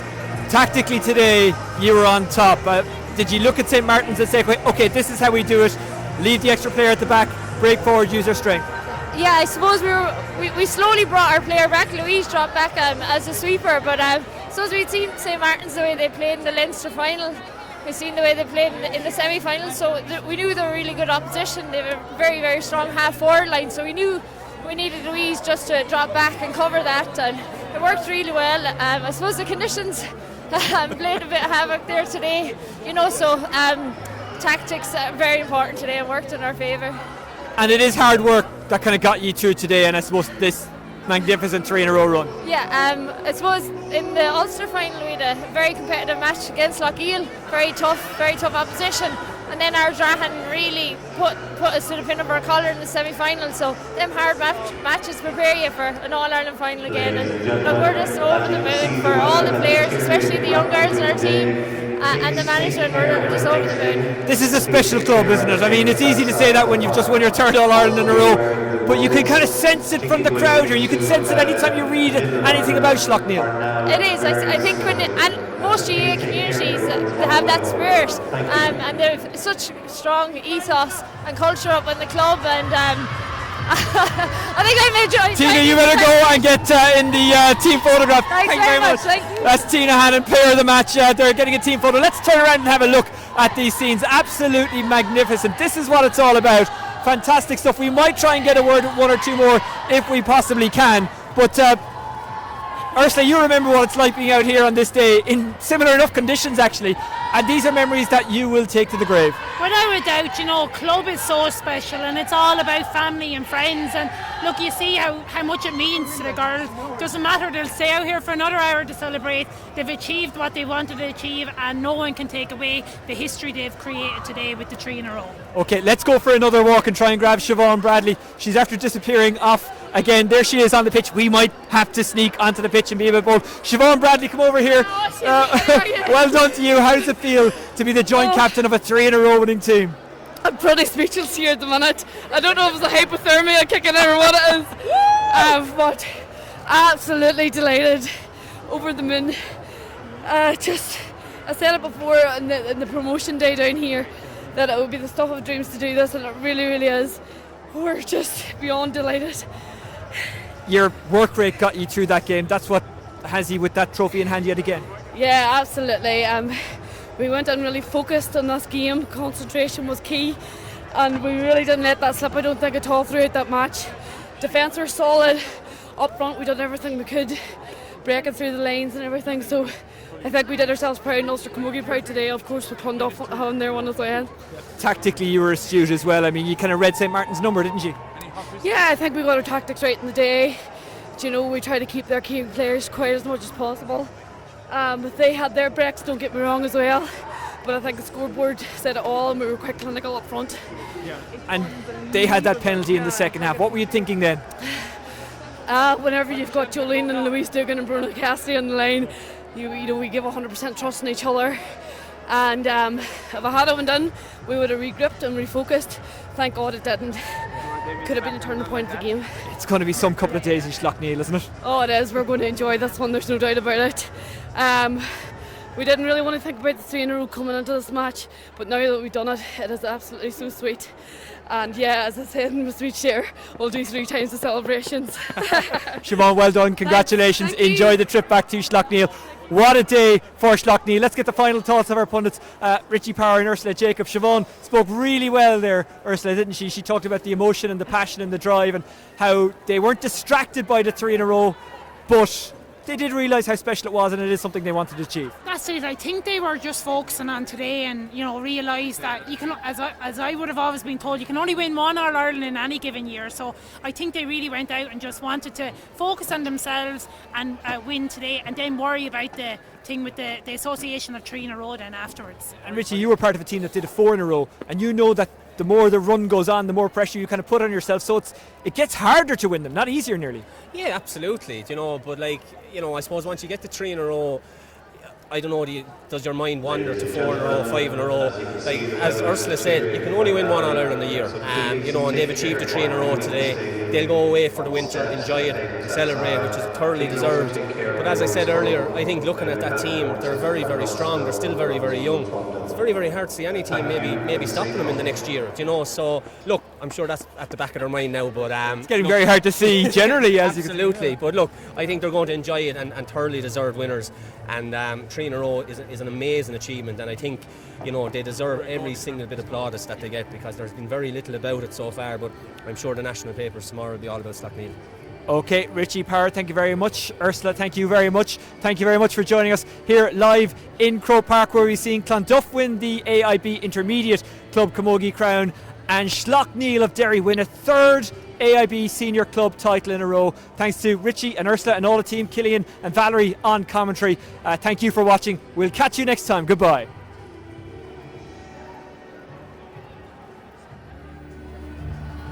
Massive thank you to Oisín Lang and of course Ursula Jacob and Richie Power on sideline duties today. It's back up to us. I'm Valerie Wheeler, joined by Killian Whelan. Killian, as you can see, the weather has deteriorated loads here, but what 2 games we had here today for the AIBJ intermediate and senior finals. Yeah, and both going to Ulster, so it's going to be a bit of a trip up the M1, a long haul for some of those girls going to Slaughtneil as well, a little bit closer for Clonduff. They probably got up ahead of the weather that little bit, but great to see, you know, that they've made history now. It hasn't been done, as we said, too often, only the 5th time in all and cracking performance by Slaughtneil, but credit to Clonduff as well, and to all the teams that turned up here today. Of course, 3 out of 4, first time ever in All-Ireland final in Croke Park. They'll probably never forget it. I'm sure some of them will want to come back and erase some of the memories though of having lost here today, but great credit to both Clonduff and to Slaughtneil. Fantastic performances, and they are both worthy All-Ireland champions.